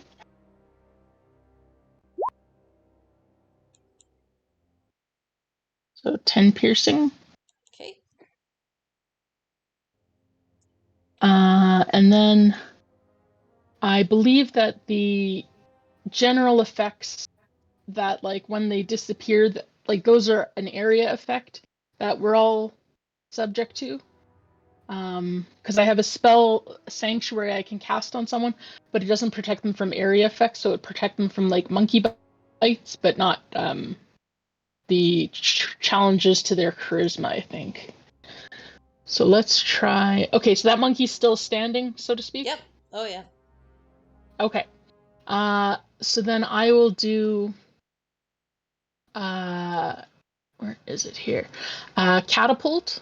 So, I can with the shards of stone, where the glass shards turned into stone shards. I will cast that and I will Ooh. fire it at that monkey. So he got an arrow. He's looking at me, and then from behind him, he just gets like boop boop boop boop.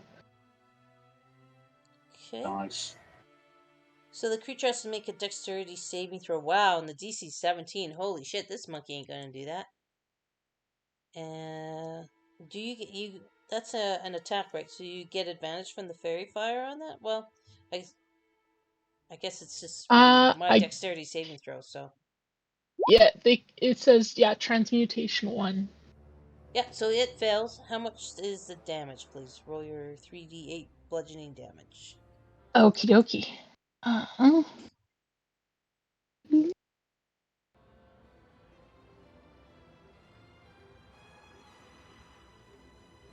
Sorry, just trying to get to the die on the thing. Yep, no problem. Maybe if I roll up here.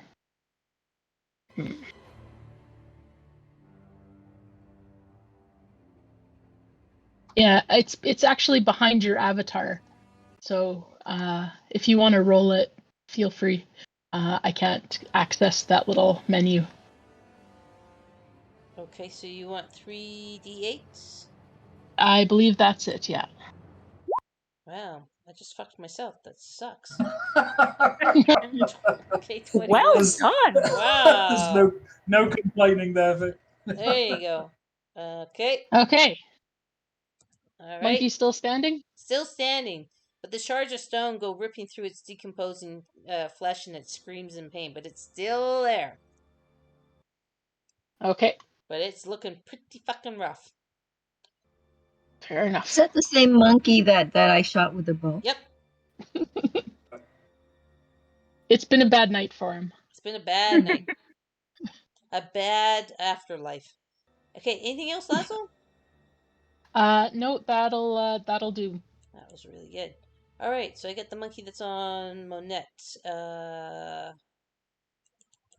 It's just an already cursed Monette, so that was already kind of done.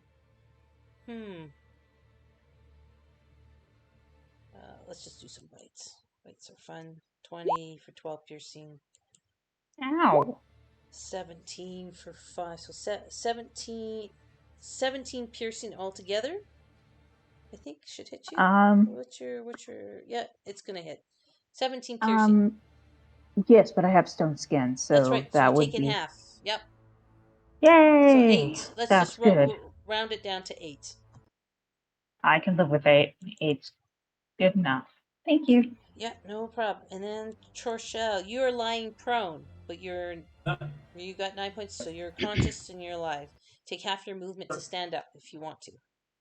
Yes. Before like- you Oh go, yeah, Tom, hang on everybody. John's thing. So Laszlo and Monette should roll their 1d6 to see if they can get. Beam. So they would like to be not frightened.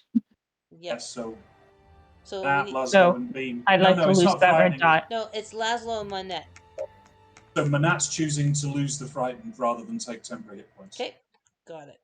And I wasn't frightened because I was within the aura. That's right. So you can take the temporary, and so can Beam. So go ahead and roll them. Okay. I think I'm actually. I looked at my map. Oh yeah, okay, temporary. So it's a 1d6, yeah. right now, Nari? 1d6 plus 6. Okay, so we need Laszlo and Beam to please roll a 1d6. And then yeah, I can't access the dice, so feel free to do that. Maybe refresh yours, but here's your die. So I rolled you a Okay, 6. I'll You're try welcome. that. There you go. Take mine. You're Wow. faster than me. So that You've got 12. So in your red bubble, add 12. Okay. Okay, and where's Beam? Do you want to go ahead and roll a 1d6, please? Unless I missed it. Great, add 6 and then you have 9. So you already have 9 in your bubble? So that's... It's the same. So that's... It just stays the same. Right? Cool. Then we go back to Torshell. So 9 stays the same. Okay. Yeah. Torshell, your turn. Lying prone. Half movement to stand up if you want to stand up. You got 2 monkeys chit-chatting in front of your body. Yeah, I definitely want to stand up. Like a tuna delight. And I would like to cast Shadow Blade. So I conjure a dark sword, Nice. and I will swing at one of the monkeys. You've This is just awesome. become Elric of Melbourne. Or whatever. Elric. Link the spell, Yeah. Torshell. Sure. Put it in there, The yeah. spell. Because you're in dim light. Oh, yes, I should get advantage then. If the light is dim or Yeah, and it's a or bonus dark. action, so you're still going to have your action after this. Oh yeah. So Well, in that case, I Go, will. girl. Okay, so What let's level see. are you casting it at? It's level 2. Okay. So you're not gonna up to level 3. Should I? If look at the at higher levels. Right. Get more If you damage. up it Yeah, and cast way it at more third, damage. it does 3d8 instead of 2d8. And I think that it's that kind of fight where you just do whatever you can to kill them. Unless you have a 5th level spell. If you have a 5th level spell slot, it would do 4d8 damage. Yeah, I used up my 5th level, but maybe I'll use okay. I could do it at 4th level and then A third or 4th is the same. So use third a third. then, yeah. Yeah, don't waste your 4th if you don't have to. Yeah. Good point. Okay, let's do 3rd level. Lovely. All right. Go Torshell. Torshell. Torshell. Yeah, exactly. I'm swinging. I think Roll20 is thinking. I think he just listed it again. Yeah, you just listed Oh, it I again. just listed it. Oh. So click on the actual spell word, I would think, in your spell sheet. Yeah, I did that. Did One bonus action. Hmm. In addition, you can use a sword to attack a target in dim light. You make the attack roll with advantage. Drop. Yeah, I don't know why Roll20 seems to be kind of broken for me. Maybe I need to refresh it, but in the meantime, I'll maybe just roll 3d8. Well, that's your damage, though, right? You're still gonna hit it. Oh, right. You weave together strands of swords, solidifying gloom. The magic sword lasts until the spell ends, so it lasts up to a minute. It's concentration, so if you get hurt, you'll have to roll to see if you can maintain it. It counts as a simple melee weapon with which you are proficient. So you're going to use it as a melee weapon. So I would imagine you have to roll it as a melee attack, right? Probably. So that would be. That would be, what's your proficiency? Because it's finesse, it's dexterity based. Yeah, I think it says it's finesse light thrown. That's fine. Okay. So it's going to be your proficiency plus your dex added to a 1d6 roll. D20. Sorry, yeah, Right. 1d20, yeah. You should probably Okay. set that up in your weapons when you get a chance, right? As a weapon attack? Yeah. Yeah. I mean, it might be possible to just roll it by clicking on it, but Roll20 doesn't seem to be cooperating. So, Well, yeah. So I guess I would just add a +6 to whatever I roll. Let's see. 9. yeah, 9's gonna miss. Oh, actually, I have an advantage though, right? Correct. Yeah. You're in dim Yeah. light. Yeah. All right. So one more time. I think that's There. 17 will hit. There we go. Yeah, go ahead and roll your damage. All right. 3d8. It's psychic as well. Mm-hmm.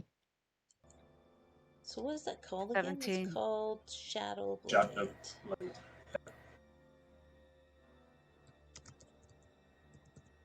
And you're using your dexterity because it's a finesse.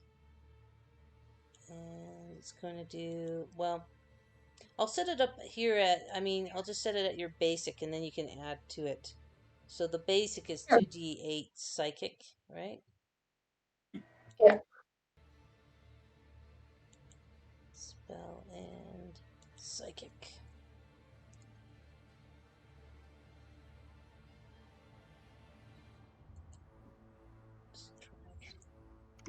Awesome, thank you. Yeah, except it shouldn't roll. Yeah, it would roll your spell. I would think your spell bonus to it. Anyway, you can play with it later Sure.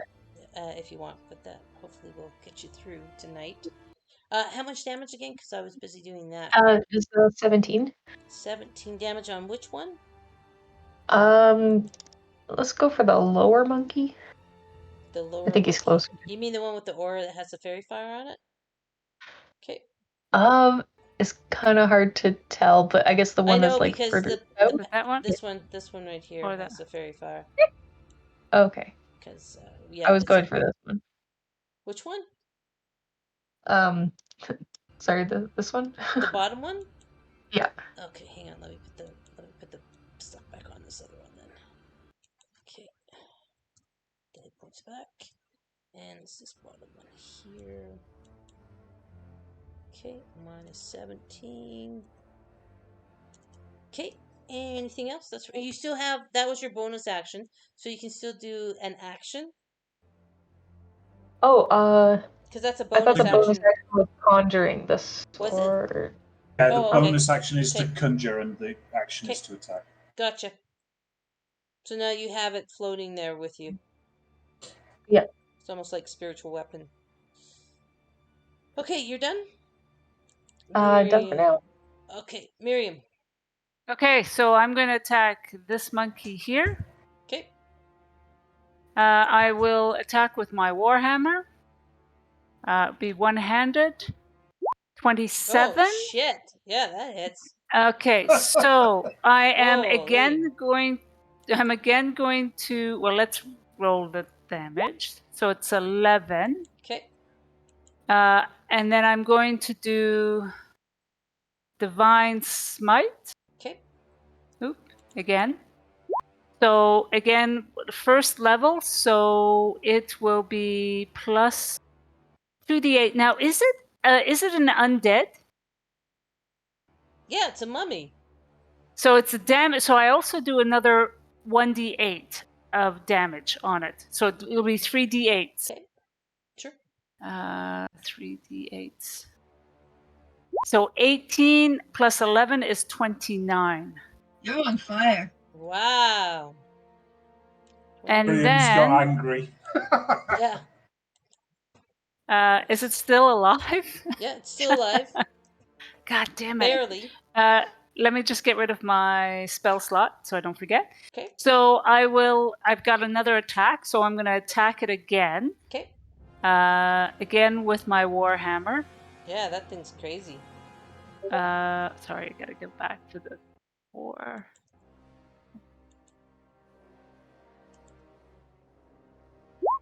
$27, and I'm not going to do anything extra, but it's 9 bludgeoning on it.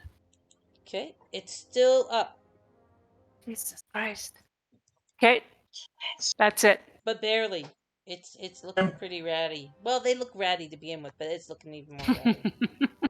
No Okay. hit Been points. bleeding. Yeah, roll your Shall and d6. Miriam. Oh yes, yeah, D6. Sorry, I forgot about that. D6 plus 6. Oh, you're kidding. All right, so I got an extra 7. That's all right. I'll take that. And Torshell. Now, is that what you had before, Miriam? Because remember, you have to beat what you had before in order to. Oh, break. I didn't have one before. Okay. Okay, go ahead now. I didn't have. Okay, and Chorshell? Yeah. Do you want to roll 1d6? Or I used it up before, I think. Okay, Chorshell? Roll the 1d6. For sure. There you go. So add 6, 8. So that's going to go.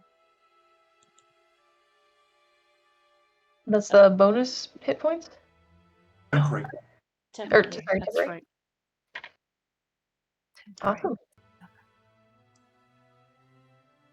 Okay, you got them in there? And is it Yep. is it okay to move on, or Miriam, you got anything else? Nope, that's it.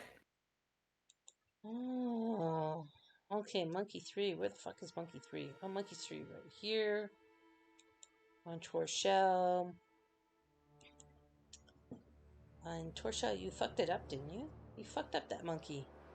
That monkey go bite you. Yes, but it's still standing. Yeah, it's gonna bite Torshal. Messes with the first bite. Hits with the second bite for 11 piercing. You're gonna use your temporary hit points you just got first, Torshal.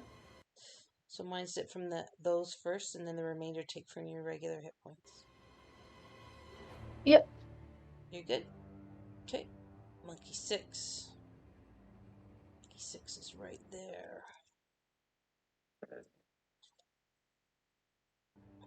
Monkey 6 is gonna hop on over here. And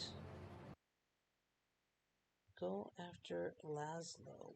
That goddamn, because it hit that Laszlo hit this monkey before with the crossbow and the pebbles, and so it's a little pissed, and it will do the dreadful glare on Laszlo because I don't think it's tried it on it yet. So Laszlo, please give me a wisdom saving throw. You have to beat DC 11, please. Make sure you're unmuted. Yeah, I think so. You can hear me? Yep. Mm-hmm. Yep. Yes. Okay. Wisdom saving throw, please. Dreadful. I was gonna say, oh yeah, you can't get me because I'm hovering above the room, but then of course glare doesn't affect that. So, let me I climb didn't, up here. but you haven't said you were hovering.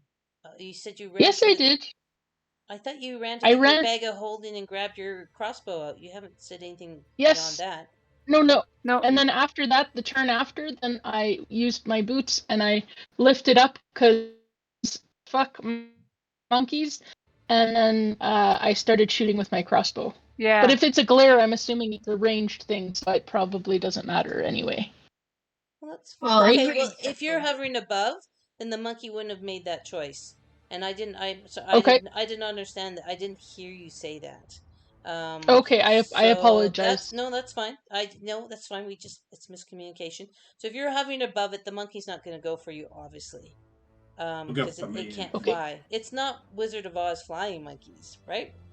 So it will stay That's on. You a got that damn going for dangerous it. fucking Yeah. monkeys. Yeah, it will stay on Torso then, and bite Torso then. Oh, that's the first one's a Torso. fail. With the critical fail, I'm just gonna say it doesn't get its next attack. Nice. Okay, and so that one's done. Nothing happens to Torso, and then we'll go down to Monette. Right. So I am going to cast Firebolt. Okay, And so yeah, it's a 16 to resist. Yep. Yeah. I think you have to still roll it. It's a spell attack, right? Yeah. It's a ranged Okay. attack. There you go. That hits, and with fire, 7 damage. Okay.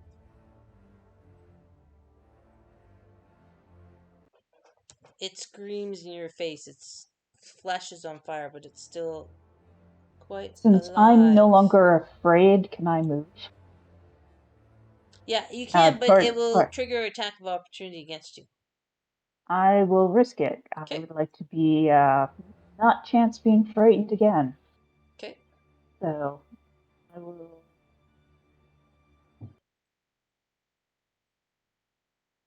I'm gonna move over here, and yes. Okay. It's So gonna what? do its Fight opportunity me? attack on you. Yeah. Does that hit you? Yep, that hits. Okay, so 7 piercing. But I still have stone skin, so Take are we half of rounding up 3. or down? We're rounding down, 3. so it's Okay. just 3. Take it off Great. your temporary. No, you didn't have any because you cleared your throat. I didn't get any. So yes, so down to 31. Okay. You can take some now. Yeah. So roll d6 1d6. plus 6. Yep. Nice Oh. roll. There you go. Nice. Okay. 12 Nice. in your temporary whatever bubble. Yay. So Thanks. your red bubble. Oh, that is the red bubble. Okay. Okay. And then monkey 5 is the one on Miriam.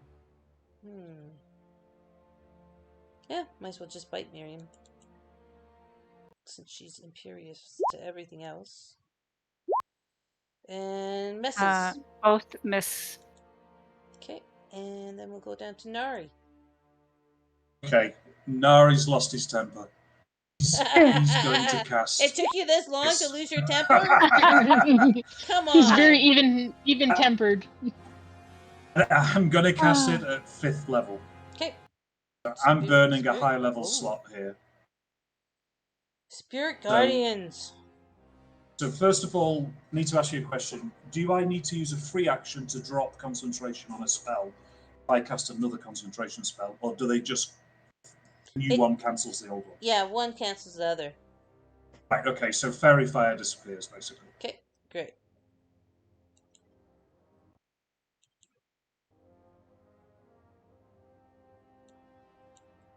So this monkey that's next to Torshal.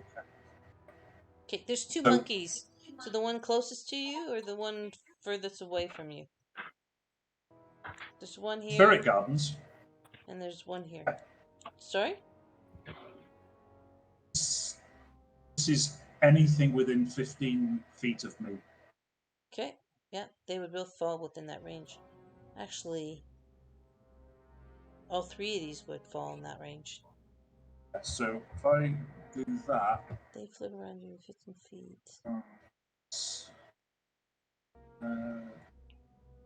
Yeah, what is... Are you good or neutral? You must be. I'm good.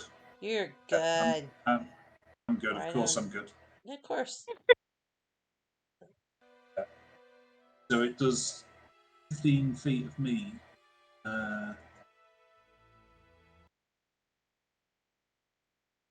This is 50.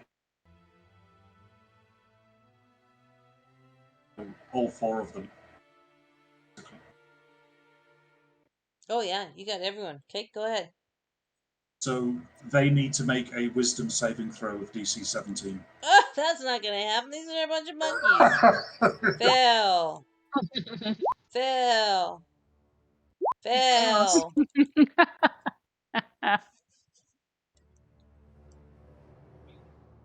Roll your damage. There's four of them. Yep. Oh, did you Did get I the do? fourth one? Oh, God, I guess. I mean, come on. As if they're going to make it come. No, fail. There you go. Oh Wow. no, we just want to hear you say fail again. Fail, fail. I feel like Michael Jordan. This spell lasts 10 minutes. So for the next 10 minutes, I'm going to roll 5d8 on these buggers. And they take 30 radiant damage this turn. Okay. Let's see. That should do some nasty things. So I'll do the ones that are going to stay alive. Let's see. Minus 30. That one's still alive. This one will be dead. This one will be dead. Or dead again. For the true death. And this one will be dead. So, as with the other ones, when they collapse in death, they're from their bodies, there will be a red mist in monkey form that will then go into this mace. Everybody has to do a charisma saving throw. DC of 15. We've got 3 of them coming at you. So I want to do one person at a time, please. So it doesn't get too confusing. Okay, hang on. Well, Beam's going first. So she makes the first save. Go again, Beam. We're going to have... Let's see, how many is that? 1, 2, 3. 3 times. Yep. First one, you're good. Second one, you fail. Third one, you fail. Okay, so that's Beam. Let's then go with Miriam. Okay, Miriam is wisdom saving charisma. Wisdom. Charisma. Oh, sorry. Oh, Those should charisma. have... Sorry, Beam. Can you go back and do those again? Those should be charisma saving throw DC 15, please. Okay. Sorry about that. See if it makes a difference. 10 fail. First fail. Second. Second, you made it. Third, you made it. Okay, so she only failed once. She succeeded twice. Okay, good. Better result for you. Miriam, charisma saving throw DC 15, please. Nice. Damn. Nice. Nice. Oh. All right. Let's go Check the to. paladin out. Yeah. Hey! Torshell. Charisma saving throw, please, Torshell.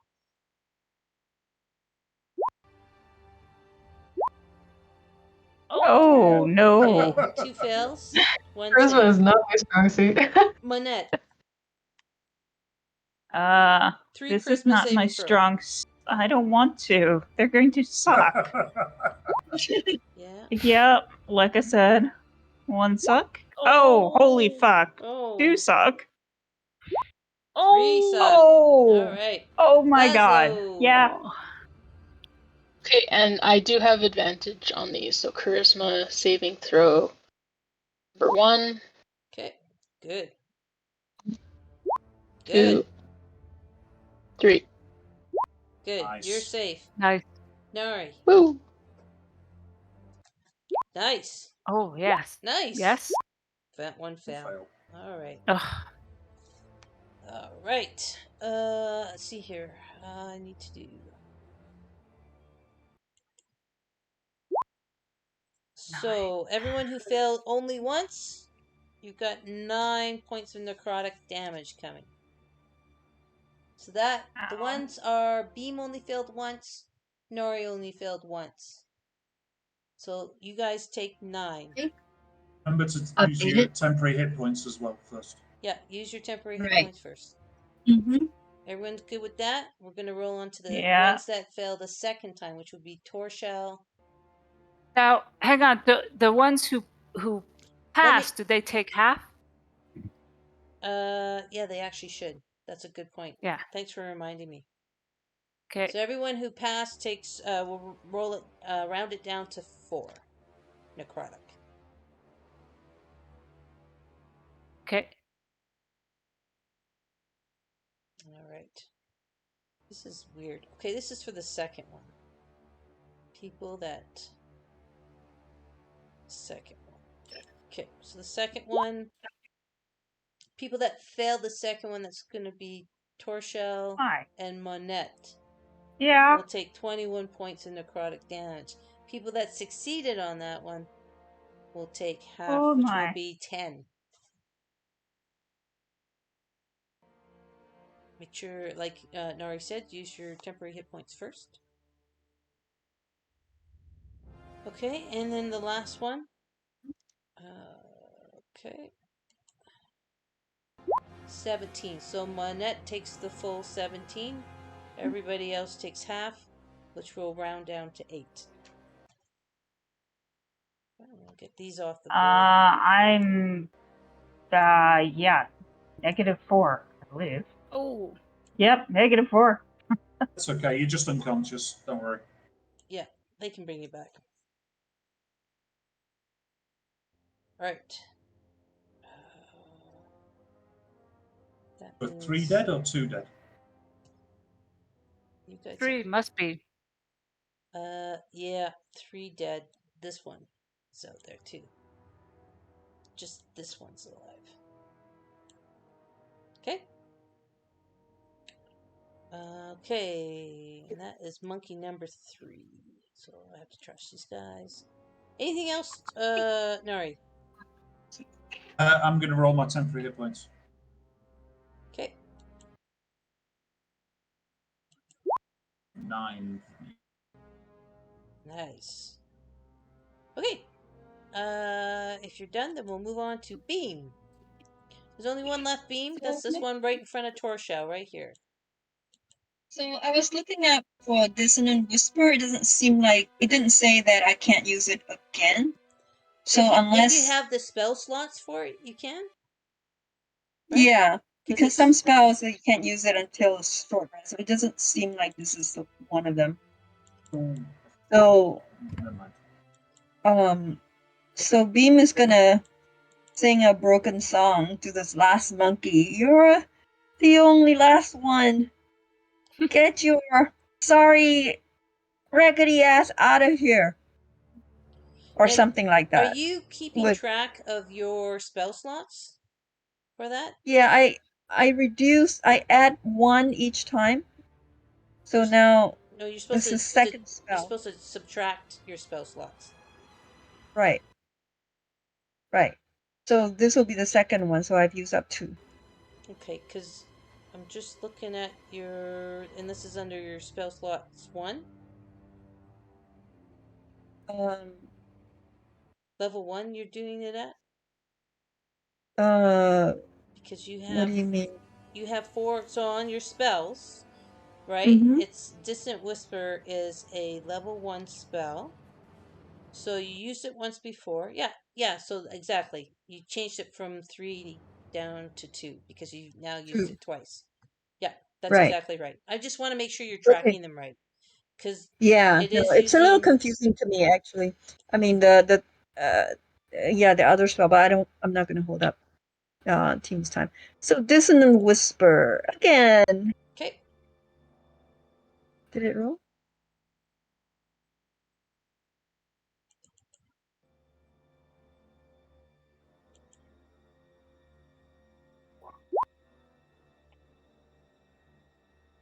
Okay, so it has to do a wisdom saving throw. Oh, we know the monkeys are really dumb, so that probably ain't gonna happen. Nope, it fails. Go ahead, roll your damage. And I know what it is now. Wow, it gives you all that weird stuff. No, that's not it. I think it's just 12. I click on the spell, the damage doesn't come out, it just shows description. Hang on. And I don't see. Yeah, I can't click on Dissonant Whisper itself to show damage. So I can Well, roll for it. just roll the 3d6. 2d6. Okay. Unless It's you're rolled. doing it at a different. Sorry, John. What? It's rolled. It's there. Why not? Is everybody not seeing that? You mean up Yeah, above? she's got 7 psychic damage, right? And the one above was 12. So, sorry. That was psychic. Oh. I don't know why it's Oh, rolling yeah. the psychic blades. I really don't. Anyway, 12 points. We're gonna have to hit that. Well, no, you're right. It's 7. But you know what? It's past 10, so let's take the 12. Because the 12 should do it. And this thing dies.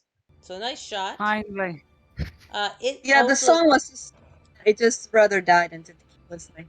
So it also goes into mist form, and the red mist goes into the mace. Everybody do a 1 character charisma saving throw, DC of 15, please. I'm unconscious. Do I have to? Same. Yeah, no, I guess if you're unconscious, you don't have Oh, to. shit. Ooh, wow. Okay, Nari's good. Very critical The only one fail. I. Lazo's good. Beam's good. Nari, sorry, Miriam, you're toast. I know. Wow. Okay, so 3d8 necrotic damage. Oh, So Miriam, you'll take double that at 22 okay. because the crit fail. Everybody else will take only 5 points of necrotic, except for the people that are already down and out. You're kind of down and out anyway. Yay! Oh my god, thank god we're finished because I've just barely survived. Well, here's the problems. The mace. Oh no. Yeah. The mace now explodes. Oh, Jesus. Oh no. So you guys have to do one more charisma saving throw. This time the DC is 17. Ooh, Lazo, nice save. Alright, nice save. Miriam, nice save. Beam, nice save. You guys all make it. Great. I won't make you do half damage Barely. on that one. I am so enthusiastic that I'm unconscious right now. Yeah. So the mace explodes into like a huge ball of red mist that dissipates throughout the whole room, and it's gone. We don't even get a free mace out of the deal? No, we don't even get the weapon? God I dang was trying it. to give you guys a hint that if you had given back the mace, because they were trying to jump after the mace and get it back, they would have ended combat. You shouldn't have Oh. taken. If you had not taken the mace, it wouldn't have started anything. We don't always pick up on these clues. Yeah, but I had them all jumping at the mace and trying to get the mace for the first couple rounds. Oh, Yeah. I'm Yeah. not saying it's on you. I'm just laughing at us as a Yeah. party.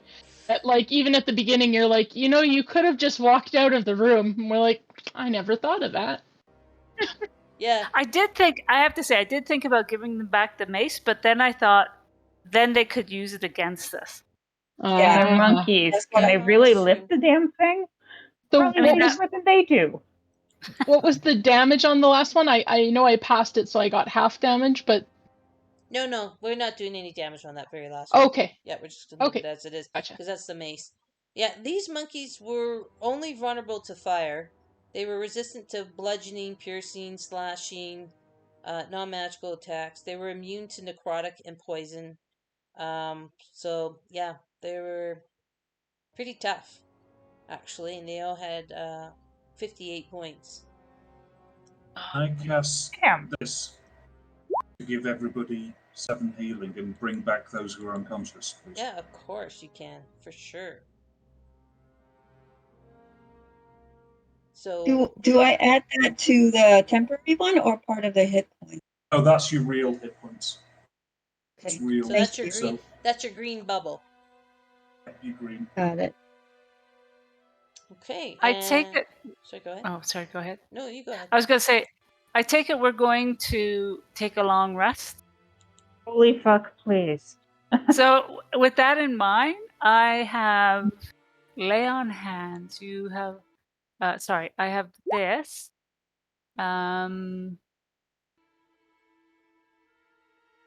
If you're gonna do that, if you're gonna Yeah. heal, Yeah. then if you're gonna start casting healing spells, I'm gonna cast that spell before anybody does it. Okay.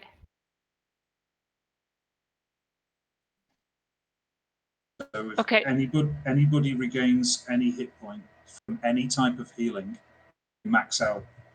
If you want, got a simple, I don't know, healing word is a D4 plus whatever your Well, modifier is.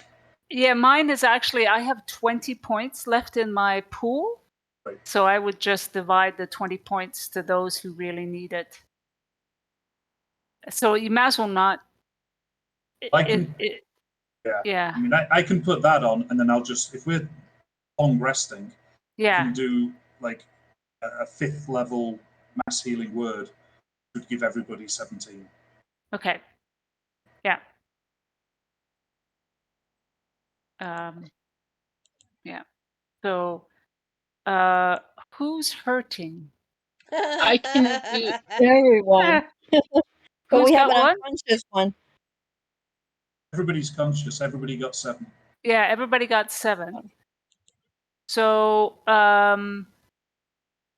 Beam, you're looking okay. Who's got down to 1? If that helps, we can do that if we need more healing. Everybody got at least 7 from that, right? Yeah. When the maze exploded, even if you succeed, we still get -5, right? No. Or- No. Remember, no damage. I've just said to everybody on successes, you're not taking half damage on the mace. Oh, okay. Let me So, add. Nobody got damage on that mace exploding. You were all fine. Okay. So then Okay. So everybody got 5. 7 points from Nari's in the green bubble. That's your main hit point bubble.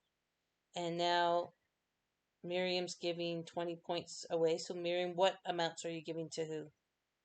So let me just, I'm just going to split between Monat and Torshal. I'll give you 10 each. Okay. Well, Thanks. Manette should have at least 7, right? No, I was down to -4. Yeah, it So doesn't. you start at 0. Yeah. You still start Oh. 0. Yeah. So you still should have 7, right? Who else? Yeah, and Torshal's at 7. Okay, great. Now go ahead, Miriam. So I'll give you each 10 points. Great. So Manette's at 17 now. Torshal's going to be at 17 now. In your green bubble, please. Thank you. Thanks. And I think, Nara, you're going to do some special healy-dealy thing? I am, yeah. So I've cast Beacon of Hope, which maxes out all of my healing, and then I'm going to use my second wild shape to take on the starry form of the chalice as opposed to the archer. Cool. That allows me once a turn to do a 8 plus 5 healing, which, because of the beacon, is 13 healing points the next minute. So That's so I can sweet. do 10 lots of 13 hit points. So literally, like, beam, you only need 1 to get to max. That's 12. Thank you. I think what I can't see your hit points, Torshal. How many hit points do you have? In total? 60. How No, many are you missing? What's your current hit Oh, points? I'm missing, I guess, 43. I could give 3 of those would give you 39 hit points back. Awesome. That's 4. I've got another 6 to give, so I'll give 3 to Monat and 3 to Miriam. So cool. Monat, you get 39. Miriam, you get 39. I'll take that. I'm back to full. Yay! How many did you have missing? I had 32 missing. Okay, so I'll give you 2. So I'll give you 26. So you're 6 down. And Okay. I'll give 4 to Miriam because she's our tank. So Yes, of course. give the extra 13 to Miriam. So Okay. you get 52, Miriam. 52. Cool. Then Okay. Yeah, you're looking pretty rough too. Shouldn't you be healing yourself too? that's just one spell. So, Oh, or okay. rather, one use of my wild shape, and then I've got a whole bunch of spells to heal myself with. And because I haven't used healer trait myself yet, I can do this on myself. It's a d6 plus 4 plus my level, my hit dice, which is 10. So I do 18. I wrap myself in bandages.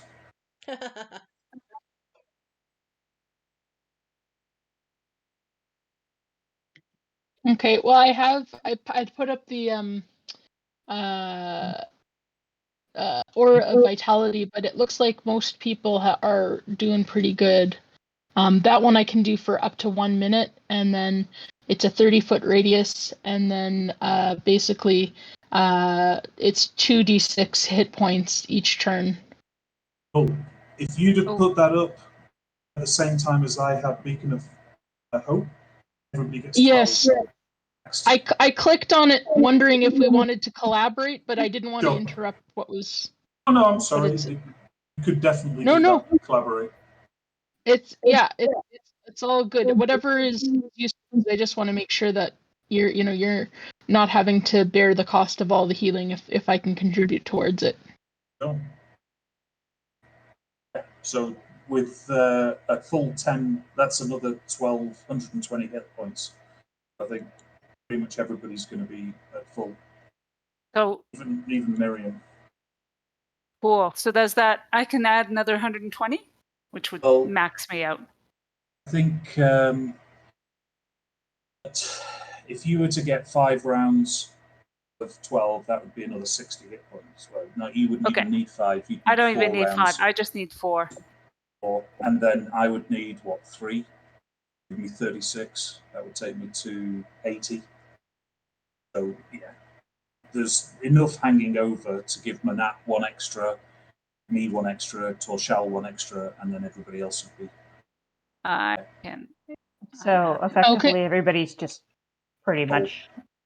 Yeah. Now, who's got so cursed? you've divvied up the 5. I'm happy with that. I've got 2 remove curses, and I have 1 curse. Was it Torshal that had the other, or was it Laszlo? I'm not frightened. Laszlo is a curse. I think you're the only one with the curse. I could have sworn there was a second person who got it. No, I was gonna try and do it on Laszlo, but then Laszlo told me they were flying. Oh yeah, right? that's right. Oh, okay. Yeah. Well, in that case, I'll just cast remove curse. Okay. Great. Should I just assume that it goes off, or do I need to roll something? No, it goes off. Great. Done, cursed. No more rotting flesh. Yay! Exactly. It'll be a lot more pleasant to smell around the campfire that way. Yeah, thanks. So I go up to Laszlo and I say to Laszlo, I'm really sorry about the fact that you lost all your metal. And I have a climbing kit in my inventory. And the climbing kit has things like metal things like pitons and things. So I'm just going to hand it over to you and say you can do with this whatever you want. Well, are you sure that you don't need it? Okay, I don't want to. I think At some point, if we come into a situation as well where we need a specific set of tools, I can make them, but I will need to borrow somebody's like thieves' tools or tinkerer's tool. But other than that, I'm happy with whatever works best. Right. I want to make sure everybody's looked after. Okay. Well, I'll whenever if you need these to make your tools, if you need the metal from these things to make your tools, just let me know and I'll hand them over to you. I appreciate that. Thank you. Still have Psy frozen and trapped in that Oh box. yeah. Maybe we could thaw him. Hint, hint. Fire. Where You just- we should have thought about the fire before. You just Please you, Can we send a mage hand in there to unlock it? Remember we explored the don't whole think- thing of Mage Hand that you actually have to be Oh, able to right. see what it's Sorry. doing to Yes. manipulate Sorry. it last time. And then we Right. dealt with Mage Eye, and we did with all that last time and realized it wasn't actually going to work mechanically. Sorry. Oh, no, sorry. So, I mean, we already, just refreshing your memory, that's all. Yeah. There's We'd absolutely no gap, no hole that a creature of like, let's say 5-inch tall. No, Squeeze in. these are all magical chests and they're sealed. And even a knock spell wouldn't open them up. Like, it's in the module. So that particular Psi is gone, but that doesn't mean Laszlo can't construct a new one. And Laszlo still has those rubies that they took from the gargoyle way, way back. So you still have those gems, those rubies that would power your constructs. So it's not like you won't see. You'll see Psi 2, I'm sure, somewhere down the road. Electric Boogaloo. Yeah, exactly. All right, it's sorry, go ahead. I was just going to say, do you want me to put up Leomund's tiny hut so we could all take a rest and feel as though it's actually going to be protected? Oh God, yes. Yes. Okay. I And we're need going that. to take a long rest, I think. Yeah, speaking of which, shouldn't we like post like a watch or something? Yeah. I don't mind taking the first watch. I'll take it with you.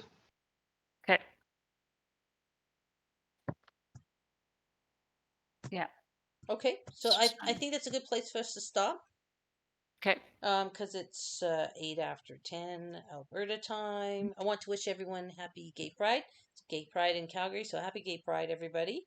We always have ours late for some reason, but anyway, from Calgary, we send you all our best. Our next date we have is September 24th. Cool.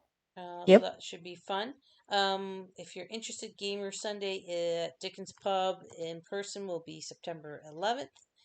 And if you're online, I highly recommend checking out Greyhawk online con. That's our buddy Captain Ron. He is hilarious to play D&D with. I have to say, that guy cracks me up. And that's, you can find it on tabletop events, or if you're in I'm sure we have it posted in our events chat and Discord and stuff, so just check it out there. But that's going to be a really fun. If you like D&D, Greyhawk's like one of the original settings that Gary Gygax and those guys wrote about, created. So it's a good con. It's September 30th, October 1st, I believe. Did you say the Sunday Gamer Sunday was? Sunday, September 11th. I haven't heard from Chris if he wants to run anything, but Chris Armstrong is running a Spelljammer game, a D&D Spelljammer game. Chris Armstrong from Grimforge. So it's always good to play with him. He's good. He's a really good DM. Okay, and then other things, just the other thing is, so our next game is September 24th, but that weekend, September 23rd, 24th, 25th, is also the online PicketCon, which is free. So if you want to play on a Friday or Sunday, you can play that as well. So lots of good gaming coming up in September. Anybody have anything they want to announce as far as their events or games they're running, or? Silence means no. No. Oh, silence. No,